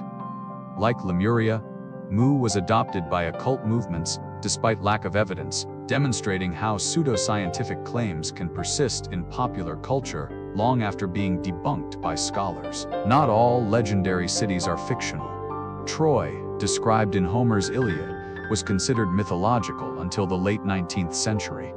Heinrich Schliemann, guided by Homer's descriptions and his own archaeological intuition, excavated at Hisarlik in modern Turkey starting in 1870. He discovered not one, but multiple cities built on the same site over millennia. Troy Via, dated to approximately 1211 AD BCE, shows evidence of destruction by fire and matches the time frame traditionally assigned to the Trojan War. This doesn't prove Homer's account is historical, but it confirms that a significant city existed where Homer said Troy stood, and that it was destroyed around the right time. This demonstrates that some ancient legends preserve historical kernels, even when elaborated with fictional or mythological elements. The challenge is determining which legends have historical basis and which are purely fictional. Some myths appear to encode astronomical knowledge in narrative form. The precession of the equinoxes, the slow wobble of Earth's axis that causes the position of stars to shift over approximately 26,000 years, was discovered by Greek astronomer Hipparchus around 130 BCE. However, some researchers argue that much older myths encode knowledge of precession. The myth of Hamlet's Mill, analyzed by Giorgio de Santillana and Hertha von Dechend, proposes that myths from various cultures, Hamlet, Samson, Persian legends encode astronomical information, including precession, through symbolic narratives about cosmic axes, changing ages, and celestial mechanics. This theory is controversial. Supporters argue that the similarities across cultures and the astronomical correspondences are too specific to be coincidental. Critics argue that the interpretations are forced, reading astronomical meaning into myths that have simpler explanations, and that coincidental parallels are expected in large enough sample of myths. The Dogon and Sirius. The Dogon people of Mali have traditions describing Sirius as a binary star system, Sirius A and Sirius B, the latter being a white dwarf invisible to naked eye. How could they know about Sirius B before telescopes? Possible explanations: contamination from modern astronomical knowledge. French astronomers visited the region. Coincidental elaboration of Sirius mythology that happened to align with reality. Possible ancient knowledge from unknown source. Investigation suggests the most likely explanation is modern contamination. The Dogon's knowledge of Sirius B probably came from 20th century contact with Western astronomy, not ancient tradition. What's undeniable is that ancient peoples carefully observed the sky and incorporated astronomical cycles into myths, calendars, and religions. Whether specific myths encode sophisticated astronomical knowledge or whether later interpreters read too much into ancient stories remains debated. Here we pause once more in our journey through ancient mysteries. We have examined claims about ancient maps and geographic knowledge, evaluated artifacts that have sparked controversy, explored sophisticated ancient acoustic and water engineering, and considered how myths and legends might preserve ancient knowledge or historical memories. As you drift towards sleep, imagine ancient engineers designing structures with acoustic properties in mind, creating temples where voices resonated at frequencies that affected consciousness. See the underground channels of qanats bringing water across deserts through gravity alone. Picture ancient peoples encoding astronomical knowledge in myths, preserving observations across generations through story and ritual. These investigations reveal a consistent pattern. Ancient peoples were sophisticated observers, creative problem solvers, and capable engineers who achieved remarkable things with available technology. Some mysteries remain genuine artifacts we don't fully understand, techniques we haven't completely reconstructed. purposes we can only guess, but the mysteries are not evidence of impossible ancient technologies or lost super civilizations. They're evidence that ancient peoples were as intelligent as we are, applying their intelligence to problems and opportunities of their time in ways we're still working to fully appreciate. When we continue our final section, we will synthesize what we've learned, consider what genuine mysteries remain and why they persist, reflect on what ancient achievements tell us about human capability, and explore the psychology behind our fascination with ancient mysteries. We will seek to honor ancient achievements without either dismissing them as primitive or exaggerating them into the impossible. But for now, rest. The ancient world sleeps in archaeological sites and museum collections, in standing monuments and buried ruins, in deciphered texts and undeciphered scripts. Tomorrow, we conclude our exploration of these enduring enigmas. As we enter the final portion of our journey through ancient mysteries, we must turn our attention inward and ask, why do these mysteries captivate us so powerfully? Why do ancient monuments, artifacts, and achievements inspire such wonder, speculation, and sometimes elaborate theories that go far beyond the evidence? Understanding our fascination with ancient mysteries reveals as much about human psychology, modern culture, and our relationship with the past as it does about ancient peoples themselves. Human beings are wired for wonder. Our brains respond to the unexpected, the mysterious, and the seemingly impossible with heightened attention and emotional engagement. When we encounter something that challenges our expectations, a massive pyramid built with precision we struggle to explain, an ancient device with complexity we didn't anticipate, a monument aligned with astronomical events through means we don't fully understand, our cognitive systems activate strongly. This response has evolutionary roots. Our ancestors who paid attention to anomalies, who wondered about unusual phenomena, who sought to understand the unexpected, had survival advantages. Curiosity drives learning, and learning enhances survival. But this same tendency can lead us to see patterns where none exist, to assume intention where there is coincidence, and to prefer exciting explanations over mundane ones. The phenomenon of pareidolia, seeing meaningful patterns in random stimuli, faces in clouds, figures in rock formations, demonstrates this tendency. We're pattern recognition machines, sometimes finding patterns that aren't there. Applied to ancient mysteries, this means we notice alignments and correspondences that might be coincidental. We underestimate what ancient peoples could achieve with available technology, making their achievements seem impossible when they were merely difficult. We prefer mysteries to remain mysterious, rather than accepting prosaic explanations. We're drawn to explanations that involve lost advanced civilizations or exotic technologies, because they're more exciting than patient work by skilled people. Modern culture often idealizes the past, imagining ancient peoples possessed wisdom or knowledge we've lost. This appeal has several sources: alienation from nature. Many modern people feel disconnected from nature, seasons, and cosmic rhythms. Ancient peoples who tracked stars, celebrated solstices, and lived closer to natural cycles seem to possess a wholeness we lack. Technological ambivalence. Modern technology brings benefits, but also problems: pollution, nuclear weapons, climate change, social media's psychological effects. Looking to ancient peoples who achieved great things without our technology offers an alternative vision of human capability. Romantic primitivism. A long tradition in Western thought idealizes primitive or ancient peoples as more authentic, spiritual, or wise than modern, corrupted civilization. This goes back at least to Rousseau's noble savage concept, and continues in various forms today. New Age and spiritual movements.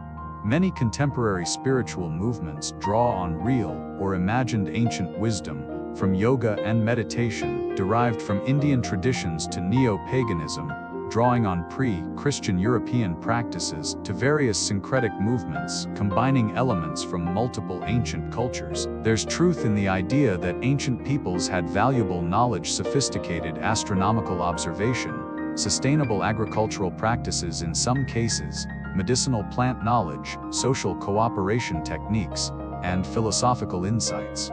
But there's also fantasy, imagining ancient peoples had advanced technology, psychic powers, or esoteric knowledge that we lack projects modern desires onto the past, rather than understanding ancient peoples in their own terms. The lost civilization trope. The idea of a lost advanced civilization, Atlantis being the archetype, has powerful cultural resonance. It provides an origin story rather than civilization developing gradually through incremental advances. The lost civilization narrative suggests knowledge was once complete, then lost, and is being gradually recovered. This mimics religious narratives of a golden age, fall, and redemption. It explains anomalies. When ancient achievements seem too advanced for their time, invoking a lost civilization that taught or influenced various cultures, explains the achievements without requiring us to credit ancient peoples with independent invention. It creates mystery and adventure. Lost civilizations offer possibility of discovery: hidden temples in jungles, submerged cities beneath oceans, secret knowledge in undiscovered texts. This fuels imagination and entertainment. It's democratizing. If ancient wisdom came from a lost civilization, then modern experts, archaeologists, historians might be wrong, and amateur researchers might make great discoveries. This appeals to anti-establishment sentiments. The problem is that there's no credible evidence for advanced ancient civilizations predating known civilizations. The archaeological record shows human cultural evolution as gradual, punctuated by innovations and setbacks, but without sudden leaps requiring external intervention or inheritance from lost super-civilizations. Claims of lost civilizations typically rest on misinterpreting ancient texts like Plato's Atlantis, which was philosophical allegory. Misunderstanding what ancient peoples could achieve, underestimating their capabilities, cherry-picking coincidences while ignoring the vast majority of evidence that fits conventional models. Proposing conspiracy theories to explain why mainstream scholars suppress evidence. Pyramids generate particular fascination, spawning theories ranging from the plausible to the absurd. Why pyramids? They're visually impressive, large, geometric, and enduring. Pyramids dominate landscapes and inspire awe. They're mathematically interesting. Pyramids embody geometric relationships, and people find mathematical patterns, pi, phi, astronomical alignments in their proportions, some intentional, some coincidental, some imaginary. Their widespread pyramidal structures appear in Egypt, Mesoamerica, China, Sudan, Indonesia, and elsewhere. This convergent evolution, different cultures, independently developing similar forms, invite speculation about connections. They're ancient. The oldest pyramids predate written historical records in many cases, creating an air of mystery about their builders and purposes. The reality is that pyramids are a natural architectural form. They're stable, broad base, tapering top. They're achievable with simple technology, stacking stones in diminishing layers. Their impressive height achieved with available materials. They serve symbolic purposes, connecting earth and sky, representing cosmic mountains. Different cultures developed pyramids independently for similar practical and symbolic reasons, not because of shared ancient knowledge or extraterrestrial influence. But the pyramid mysteries persist because pyramids are genuinely impressive, because some questions about construction techniques remain open, and because they serve as screens onto which we project our desires for ancient wisdom and mystery. Perhaps the most extreme form of ancient mystery theorizing is the ancient astronaut hypothesis, the claim that extraterrestrials visited Earth in ancient times and influenced human civilizations. Popularized by Erich von Däniken in Chariots of the Gods, 1968, and perpetuated by television shows like Ancient Aliens, this hypothesis claims ancient monuments were too sophisticated for contemporary humans to build, so aliens helped. Ancient art depicts astronauts, spacecraft, and technology. Ancient myths describe extraterrestrial visitors. Ancient peoples received knowledge from alien teachers. The ancient astronaut hypothesis is rejected by scholars for numerous reasons. Its unnecessary ancient achievements are explainable through human capabilities without invoking aliens. It's insulting. It assumes ancient peoples were too primitive to achieve what they demonstrably achieved, denying them credit for their own accomplishments. It's selective. It cherry-picks evidence, ignoring the vast majority of archaeological data, that fits conventional understanding while focusing on anomalies and coincidences. It's unfalsifiable, any evidence against it can be dismissed as part of a cover-up, and any ambiguity can be interpreted as supporting it, making it pseudoscience rather than science. It misinterprets evidence. Ancient art is interpreted through modern technological lens. A carving shows a spaceship rather than a stylized religious symbol. And myths are read literally. Gods descending from sky are aliens rather than religious metaphors. Why does this hypothesis persist despite scholarly rejection? It's entertaining. Stories of ancient aliens are more exciting than stories of patient human engineering. It validates non-expert intuitions. If professional archaeologists are wrong about ancient aliens, then non-expert speculations might be right about other things, appealing to anti-establishment sentiment. It provides simple answers, rather than grappling with complex explanations involving social organization, technological development, and cultural evolution. Aliens Did It provides a simple solution to multiple mysteries. It taps into science fiction. We're culturally primed by science fiction to imagine alien contact, making ancient astronaut narratives feel plausible. The harm in ancient astronaut theories isn't just that they're wrong, it's that they deny ancient peoples credit for their achievements, spread misinformation about archaeology and history, undermine public understanding of how we know what we know about the past, sometimes include racist elements. Western monuments explained by human ingenuity, non-Western monuments explained by aliens. Modern media, television, internet, social media amplifies ancient mysteries and pseudoscientific claims. The problem is structural. Media favors controversy. Mystery remains unsolved is a better headline than archaeologists understand this reasonably well. Debates and conflicts attract audiences better than consensus. Entertainment trumps accuracy. Television shows about ancient mysteries are entertainment, not education. They're designed to maximize viewership, which means emphasizing mystery, conspiracy, and speculation over careful evidence evaluation. False balance. Media often present both sides of debates, giving equal time to fringe theories and mainstream scholarship, creating false impression that the positions are equally credible when they're not. Viral spread. Social media rewards sensational claims. Archaeologists can't explain this. Spreads rapidly. Archaeologists have a good explanation, actually doesn't.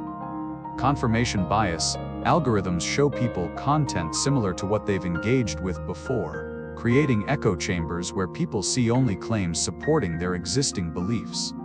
Economic incentives. Ancient mystery content attracts audiences, generates advertising revenue, sells books and tickets to talks. There's financial motivation to perpetuate mysteries regardless of evidence. The result is a landscape where pseudo-scientific claims about ancient civilizations reach millions while careful archaeological work remains obscure. The public perception of ancient mysteries often diverges wildly from scholarly consensus. At the deepest level, fascination with ancient mysteries reflects a desire for meaning, connection, and transcendence. Modern secular societies often lack the coherent meaning systems that religions traditionally provided. Ancient mysteries offer alternative sources of meaning, connection to something larger than ourselves, a sense that the universe contains mysteries beyond mundane reality. Hope that reality is more interesting and magical than it appears. A narrative connecting past, present, and future. This isn't necessarily harmful. Humans need meaning, and finding it in contemplation of ancient achievements can inspire wonder, learning, and appreciation for human capability across time. The problem arises when the search for meaning leads to rejection of evidence, conspiracy thinking, and claims that run counter to careful scholarship. We can find meaning in genuine ancient achievements without needing to exaggerate them into impossibilities. The ancient peoples who built the pyramids, Stonehenge, and other monuments were seeking meaning too, expressing religious beliefs, cosmic understandings, and social values through their constructions. We honor them by trying to understand their actual beliefs and achievements, not by projecting our desires onto them. Understanding ancient mysteries requires understanding how we know what we know about the past. The methods archaeologists, historians, and scientists use to investigate ancient sites artifacts, and questions. Archaeology is not treasure hunting or speculation. It's a rigorous scientific discipline with careful methods for extracting information from physical remains. The stratigraphic principal objects found in lower layers are generally older than objects in higher layers unless the stratigraphy has been disturbed. This allows relative dating, determining that one artifact is older than another based on position. Context is crucial. The meaning and significance of an artifact depends on where it was found, what it was found with, and how the deposit formed. An artifact removed from context, looted, purchased from dealers without provenance, loses most of its scientific value. Modern excavation involves careful documentation. Every step is photographed, drawn, and recorded. The exact three-dimensional position of artifacts is noted. Sampling: soil samples, pollen samples, material samples are collected for laboratory analysis. Non-invasive techniques: first ground-penetrating radar, magnetometry, and other remote sensing methods investigate sites before excavation. Preservation consideration: excavation destroys stratigraphic context, so archaeologists excavate only what's necessary, leaving portions of sites undisturbed for future research with improved techniques. Analysis methods include radiocarbon dating, measuring the decay of carbon-14 in organic materials to determine age accurate to about 50,000 years ago.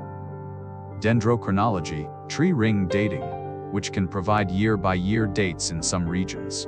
Thermoluminescence dating ceramics by measuring trapped electrons. DNA analysis determining relationships between ancient populations and between ancient and modern peoples.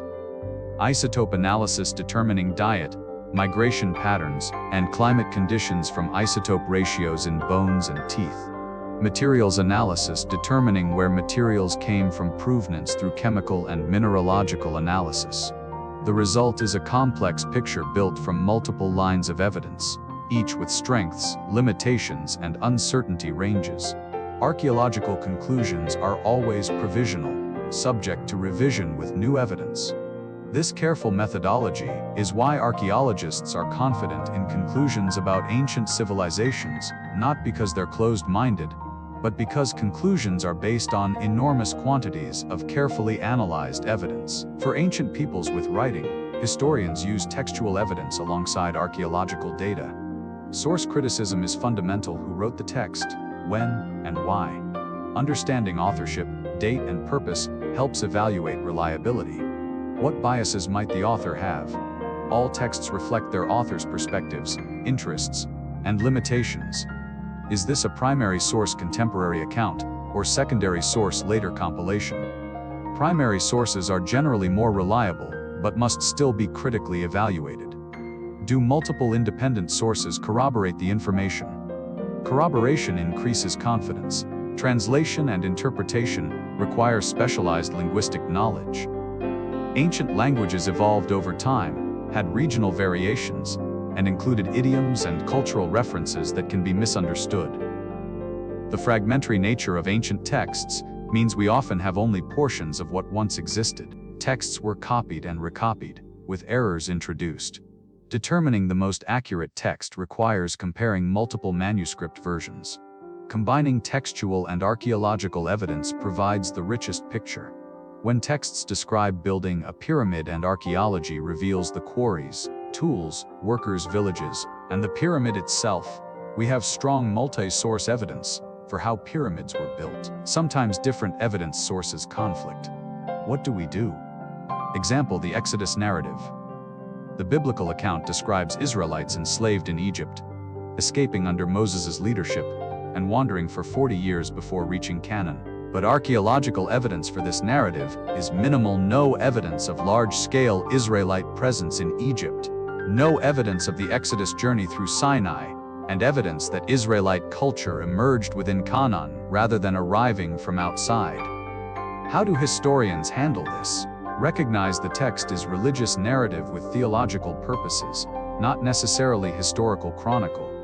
Look for possible historical kernels, perhaps smaller-scale movements of Semitic peoples, Egyptian influence on Israelite culture, etc. Acknowledge uncertainty. Absence of evidence isn't evidence of absence, but it does affect confidence levels. Accept that some cherished narratives may be legendary rather than historical. This doesn't mean dismissing all textual evidence. Many biblical events, persons and places are confirmed by archaeology and external texts. The Babylonian exile, various kings, conflicts with neighboring peoples, these are historical. But critical evaluation is always necessary. How should we evaluate alternative theories about ancient mysteries? Good theories should be based on evidence, not speculation. Be testable, with clear predictions that could be confirmed or falsified. Account for all relevant evidence, not just cherry-picked examples. Be parsimonious, not invoking extraordinary explanations when ordinary ones suffice. Be falsifiable, specifying what evidence would disprove them. Make successful predictions, anticipating evidence discovered after the theory was proposed. Fringe theories about ancient mysteries typically fail these criteria. They select only evidence that supports them, ignoring contradictory evidence. They invoke unfalsifiable elements, lost civilizations that left no trace, aliens who visited but took evidence with them, conspiracies that suppress evidence. They make claims requiring extraordinary assumptions. Ancient peoples had technology for which no evidence exists. They don't make testable predictions, or their predictions fail when tested. Example: the Orion correlation theory proposed by Robert Bauval claims the 3 Giza pyramids are positioned to match the 3 stars of Orion's belt, and that other Egyptian monuments map the Milky Way. Problems with this theory: the match is approximate, not exact. The pyramids don't precisely mirror the stars' positions. The theory requires selective choice of monuments, including some, excluding others to create the pattern. The Milky Way correlation requires enormous stretches connecting monuments hundreds of kilometers apart. Egyptian texts don't describe this correlation, though they associate pyramids with stars. The specific Orion belt correlation isn't documented. The theory makes no successful predictions. This doesn't mean rejecting all alternative ideas. Science progresses when established ideas are challenged. But challenges must be evidence-based, rigorous, and honestly engaged with contrary evidence. Scientific claims about ancient mysteries should be published in peer-reviewed journals, where other experts evaluate the methods, evidence, and conclusions. Peer review isn't perfect. It can be slow, biased, and sometimes rejects good ideas while accepting flawed ones. But it's the best quality control mechanism we have. Claims made only in popular books, television shows, or websites, without peer review scrutiny, should be treated skeptically. This doesn't mean they're automatically wrong, but it means they haven't been vetted by experts. Legitimate scholars publish in academic venues first, then sometimes write popular books. Pseudoscientists typically go directly to popular media, avoiding peer review. Why expertise matters. Understanding ancient mysteries requires specialized knowledge accumulated through years of study. An Egyptologist knows ancient Egyptian language, can read hieroglyphs, understands Egyptian religious symbolism, knows the archaeological record of thousands of excavations, understands the chronology and development of Egyptian civilization, and can evaluate claims in context. An amateur, no matter how intelligent or enthusiastic, lacks this background. They might notice interesting patterns or ask good questions, but they lack the framework for evaluating their observations. This doesn't mean experts are always right and amateurs always wrong. Sometimes amateurs make important contributions, and experts can be wrong. But it means expertise should be respected. If virtually all experts in a field reject a claim, that's powerful evidence the claim is problematic. Their closed-minded accusation, often leveled at mainstream scholars, is unfair. Archaeologists and historians would love to discover lost civilizations or revolutionary evidence. Such discoveries bring fame and advance careers. They're skeptical of fringe claims, not because they're closed-minded, but because they evaluate evidence carefully and find the claims wanting. Scientific understanding of ancient mysteries is always provisional. We know what current evidence best supports, but we're open to revision with new evidence. This uncertainty can be uncomfortable. People want definitive answers. But intellectual honesty requires acknowledging what we don't know. For example, we can't say with certainty exactly how the Great Pyramid was built. We can say with high confidence that it was built by ancient Egyptians using known materials and methods, probably involving ramps of some design, with organization systems attested in contemporary texts. But precise details of construction techniques remain uncertain and debated. This uncertainty doesn't mean we don't know anything or all theories are equally valid. It means our knowledge is precise on some points and less precise on others. New evidence regularly appears, new excavations, new analytical techniques, new texts discovered. Sometimes this confirms existing theories.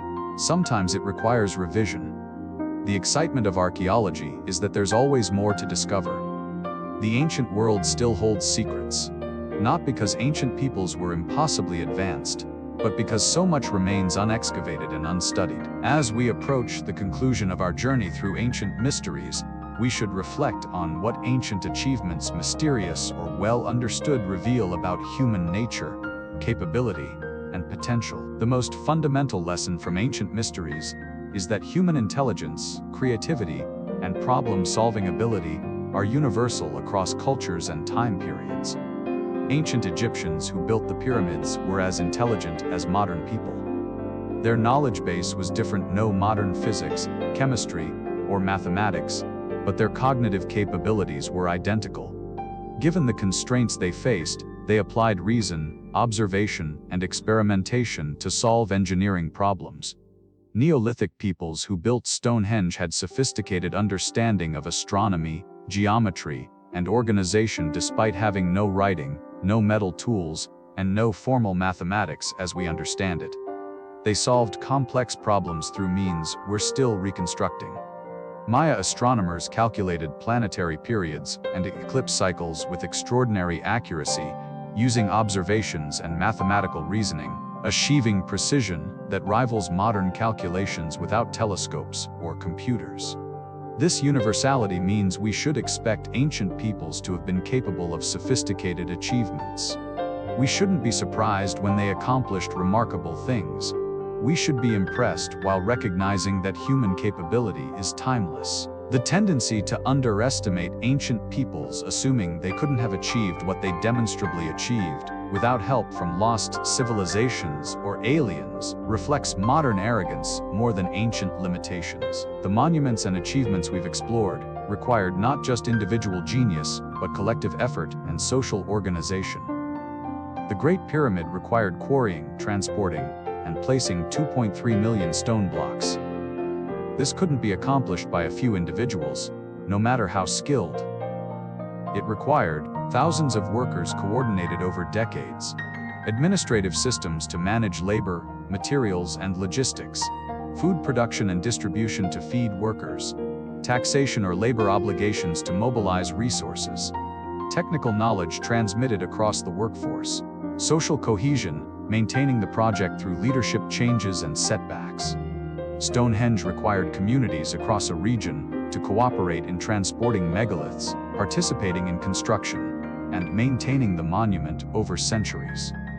This implies social structures capable of sustained cooperation. The Maya cities required agricultural surplus to support non-farming specialists, priests, astronomers, artists, administrators, trade networks connecting distant regions, and political systems organizing labor for monument construction. What's remarkable isn't just the technical achievements, but the social achievements, humans organizing themselves into complex societies capable of sustained, multi-generational projects.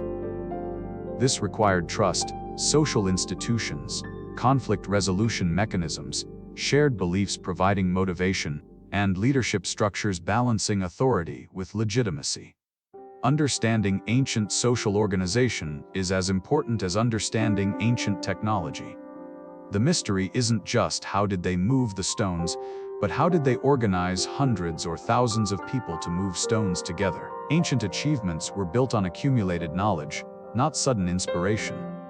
The Great Pyramid wasn't the first pyramid, it was the culmination of a development sequence earlier, mastabas, low, flat-roofed structures.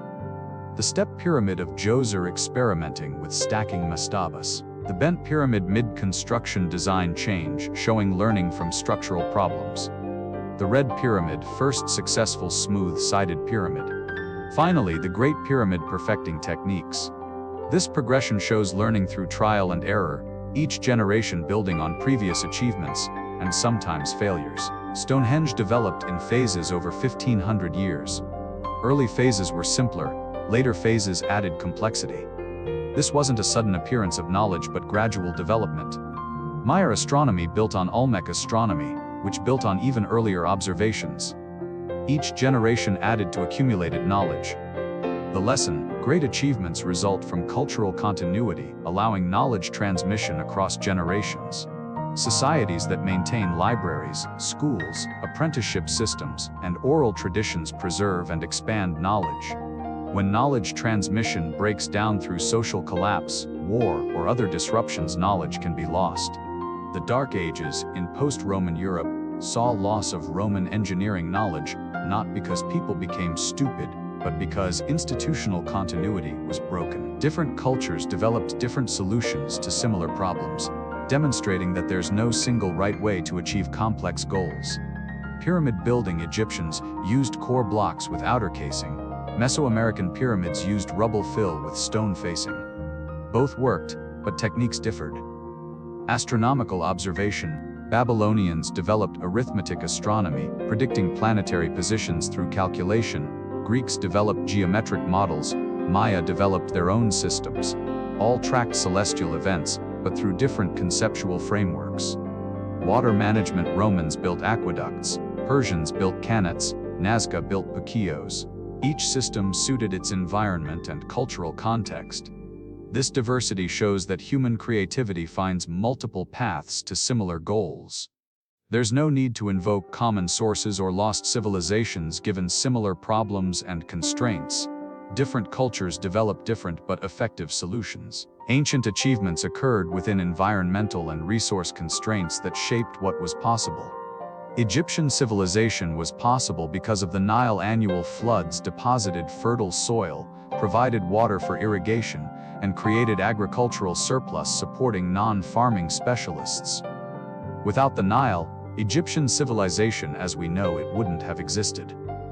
The Greenland Norse discussed in the Viking Voyages script succeeded for centuries, but ultimately failed when climate cooled, demonstrating that even capable, determined people can't overcome severe environmental constraints.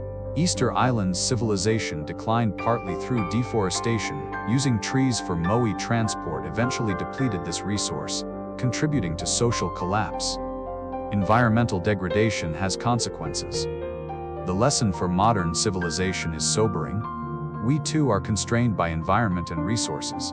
Ancient societies that managed resources sustainably often endured. Those that degraded their environment often collapsed.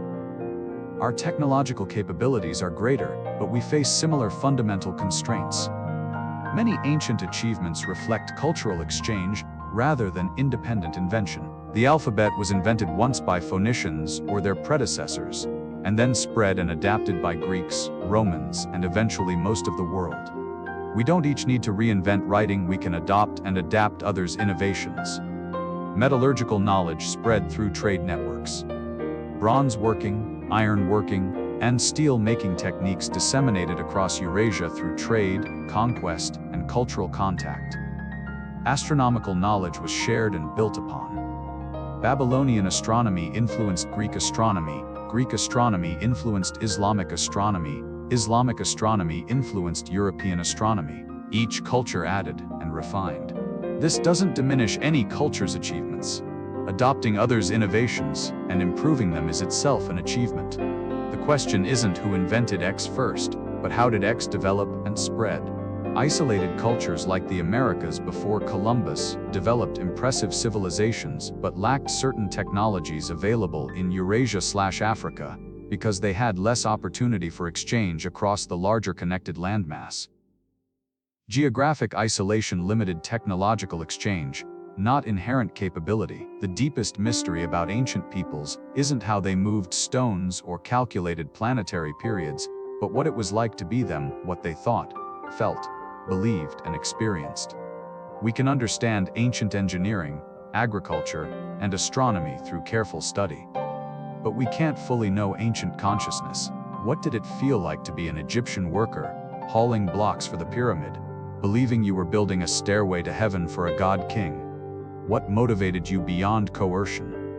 What did Neolithic peoples experience during solstice ceremonies at Stonehenge, watching the sun rise through the stones?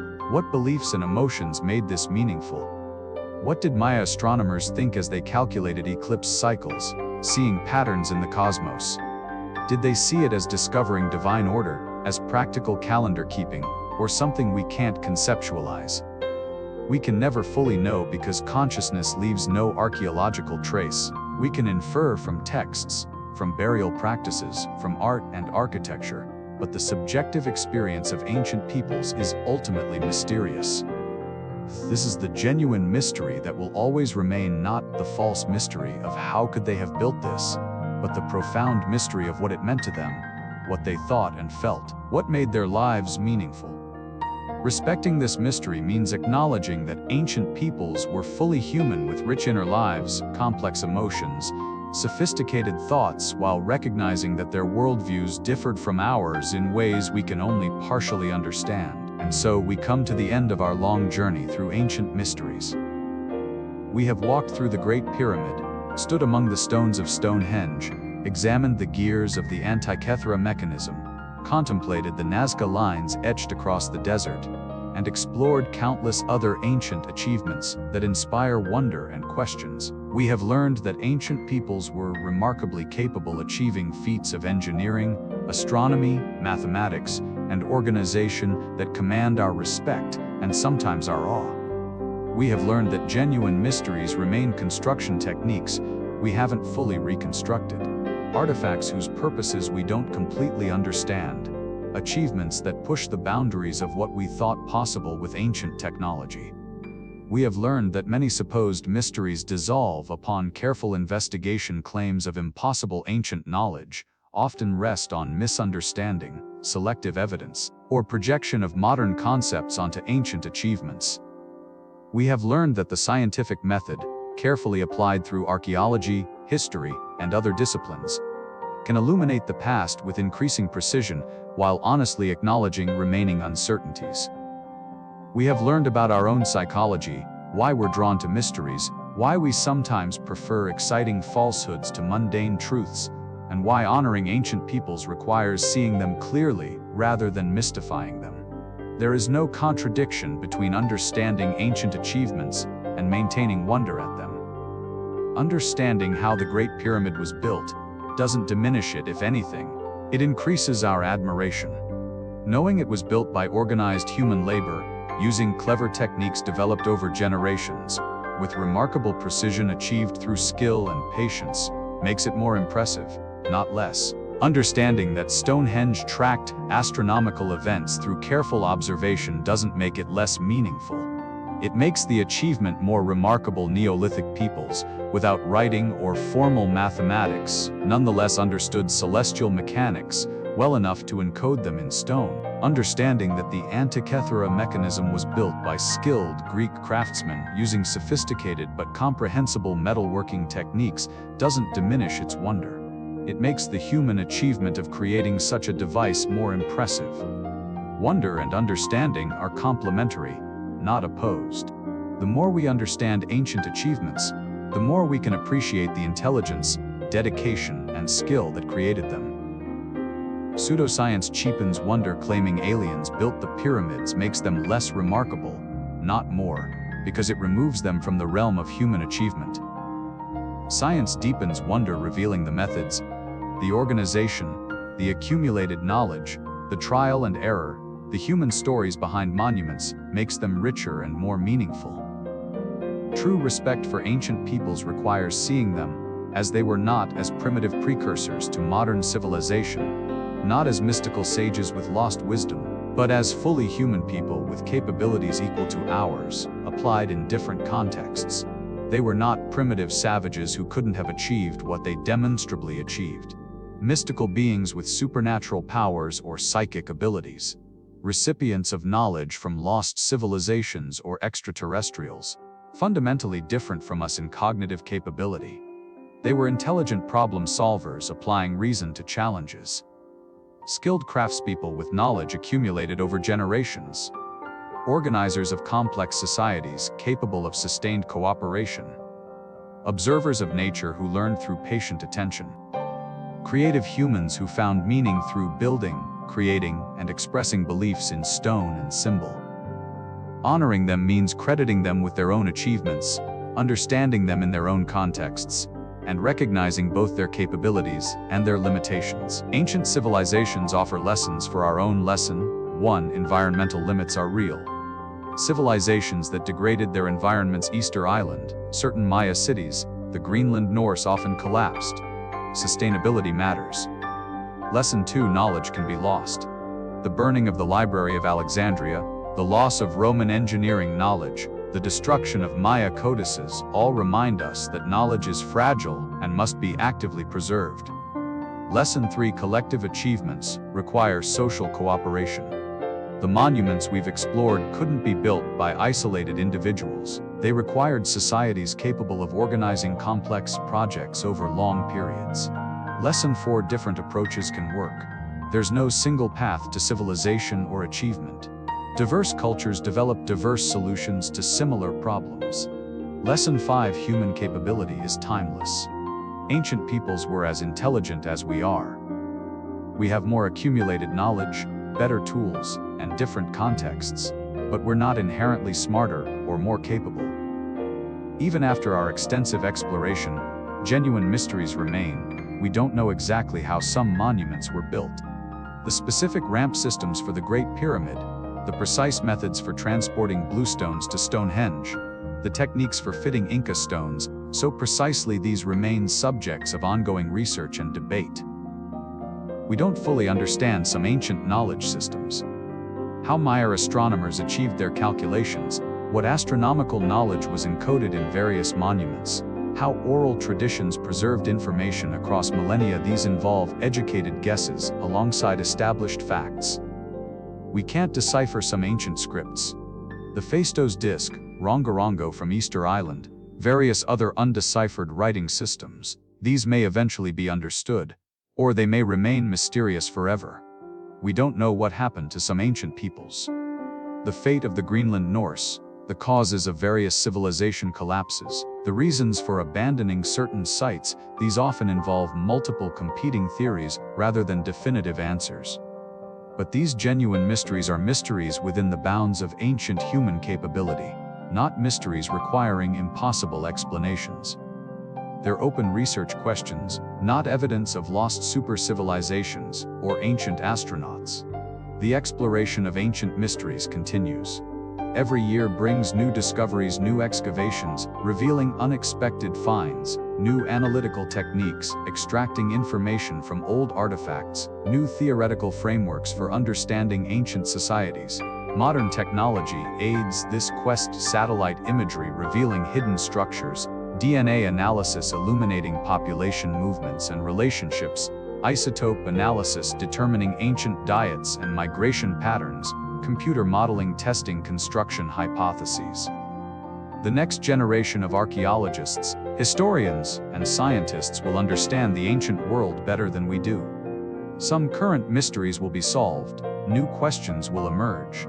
This ongoing quest is one of humanity's great collective endeavors, understanding where we came from, how our ancestors lived, what they achieved and thought and believed. As you drift towards sleep, carrying with you the images and knowledge from our journey, reflect on this: every ancient monument was built by people like us. Every carved stone was shaped by human hands. Every astronomical observation was made by human eyes.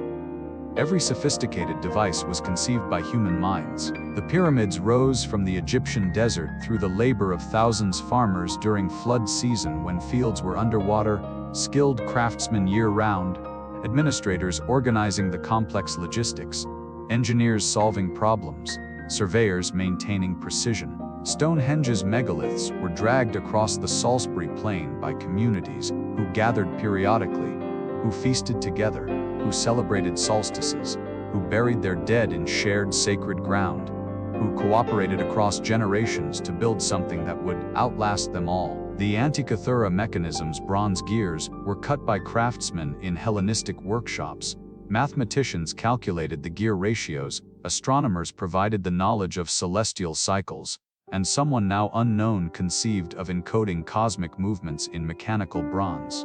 The Nazca lines were created by communities in the Peruvian desert, perhaps walking the lines in procession, perhaps creating sacred geography to petition for rain in an arid land, expressing beliefs we understand imperfectly but can honor nonetheless.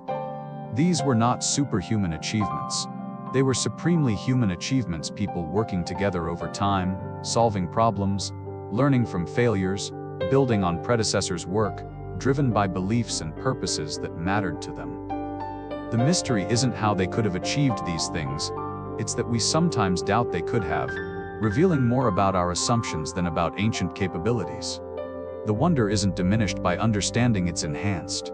Human beings with intelligence and cooperation, with patience and skill, with dedication across generations, built monuments that have endured for millennia. This is remarkable. This is inspiring. This is worthy of wonder. The ancient peoples live on in what they built, in what they wrote, in what they created.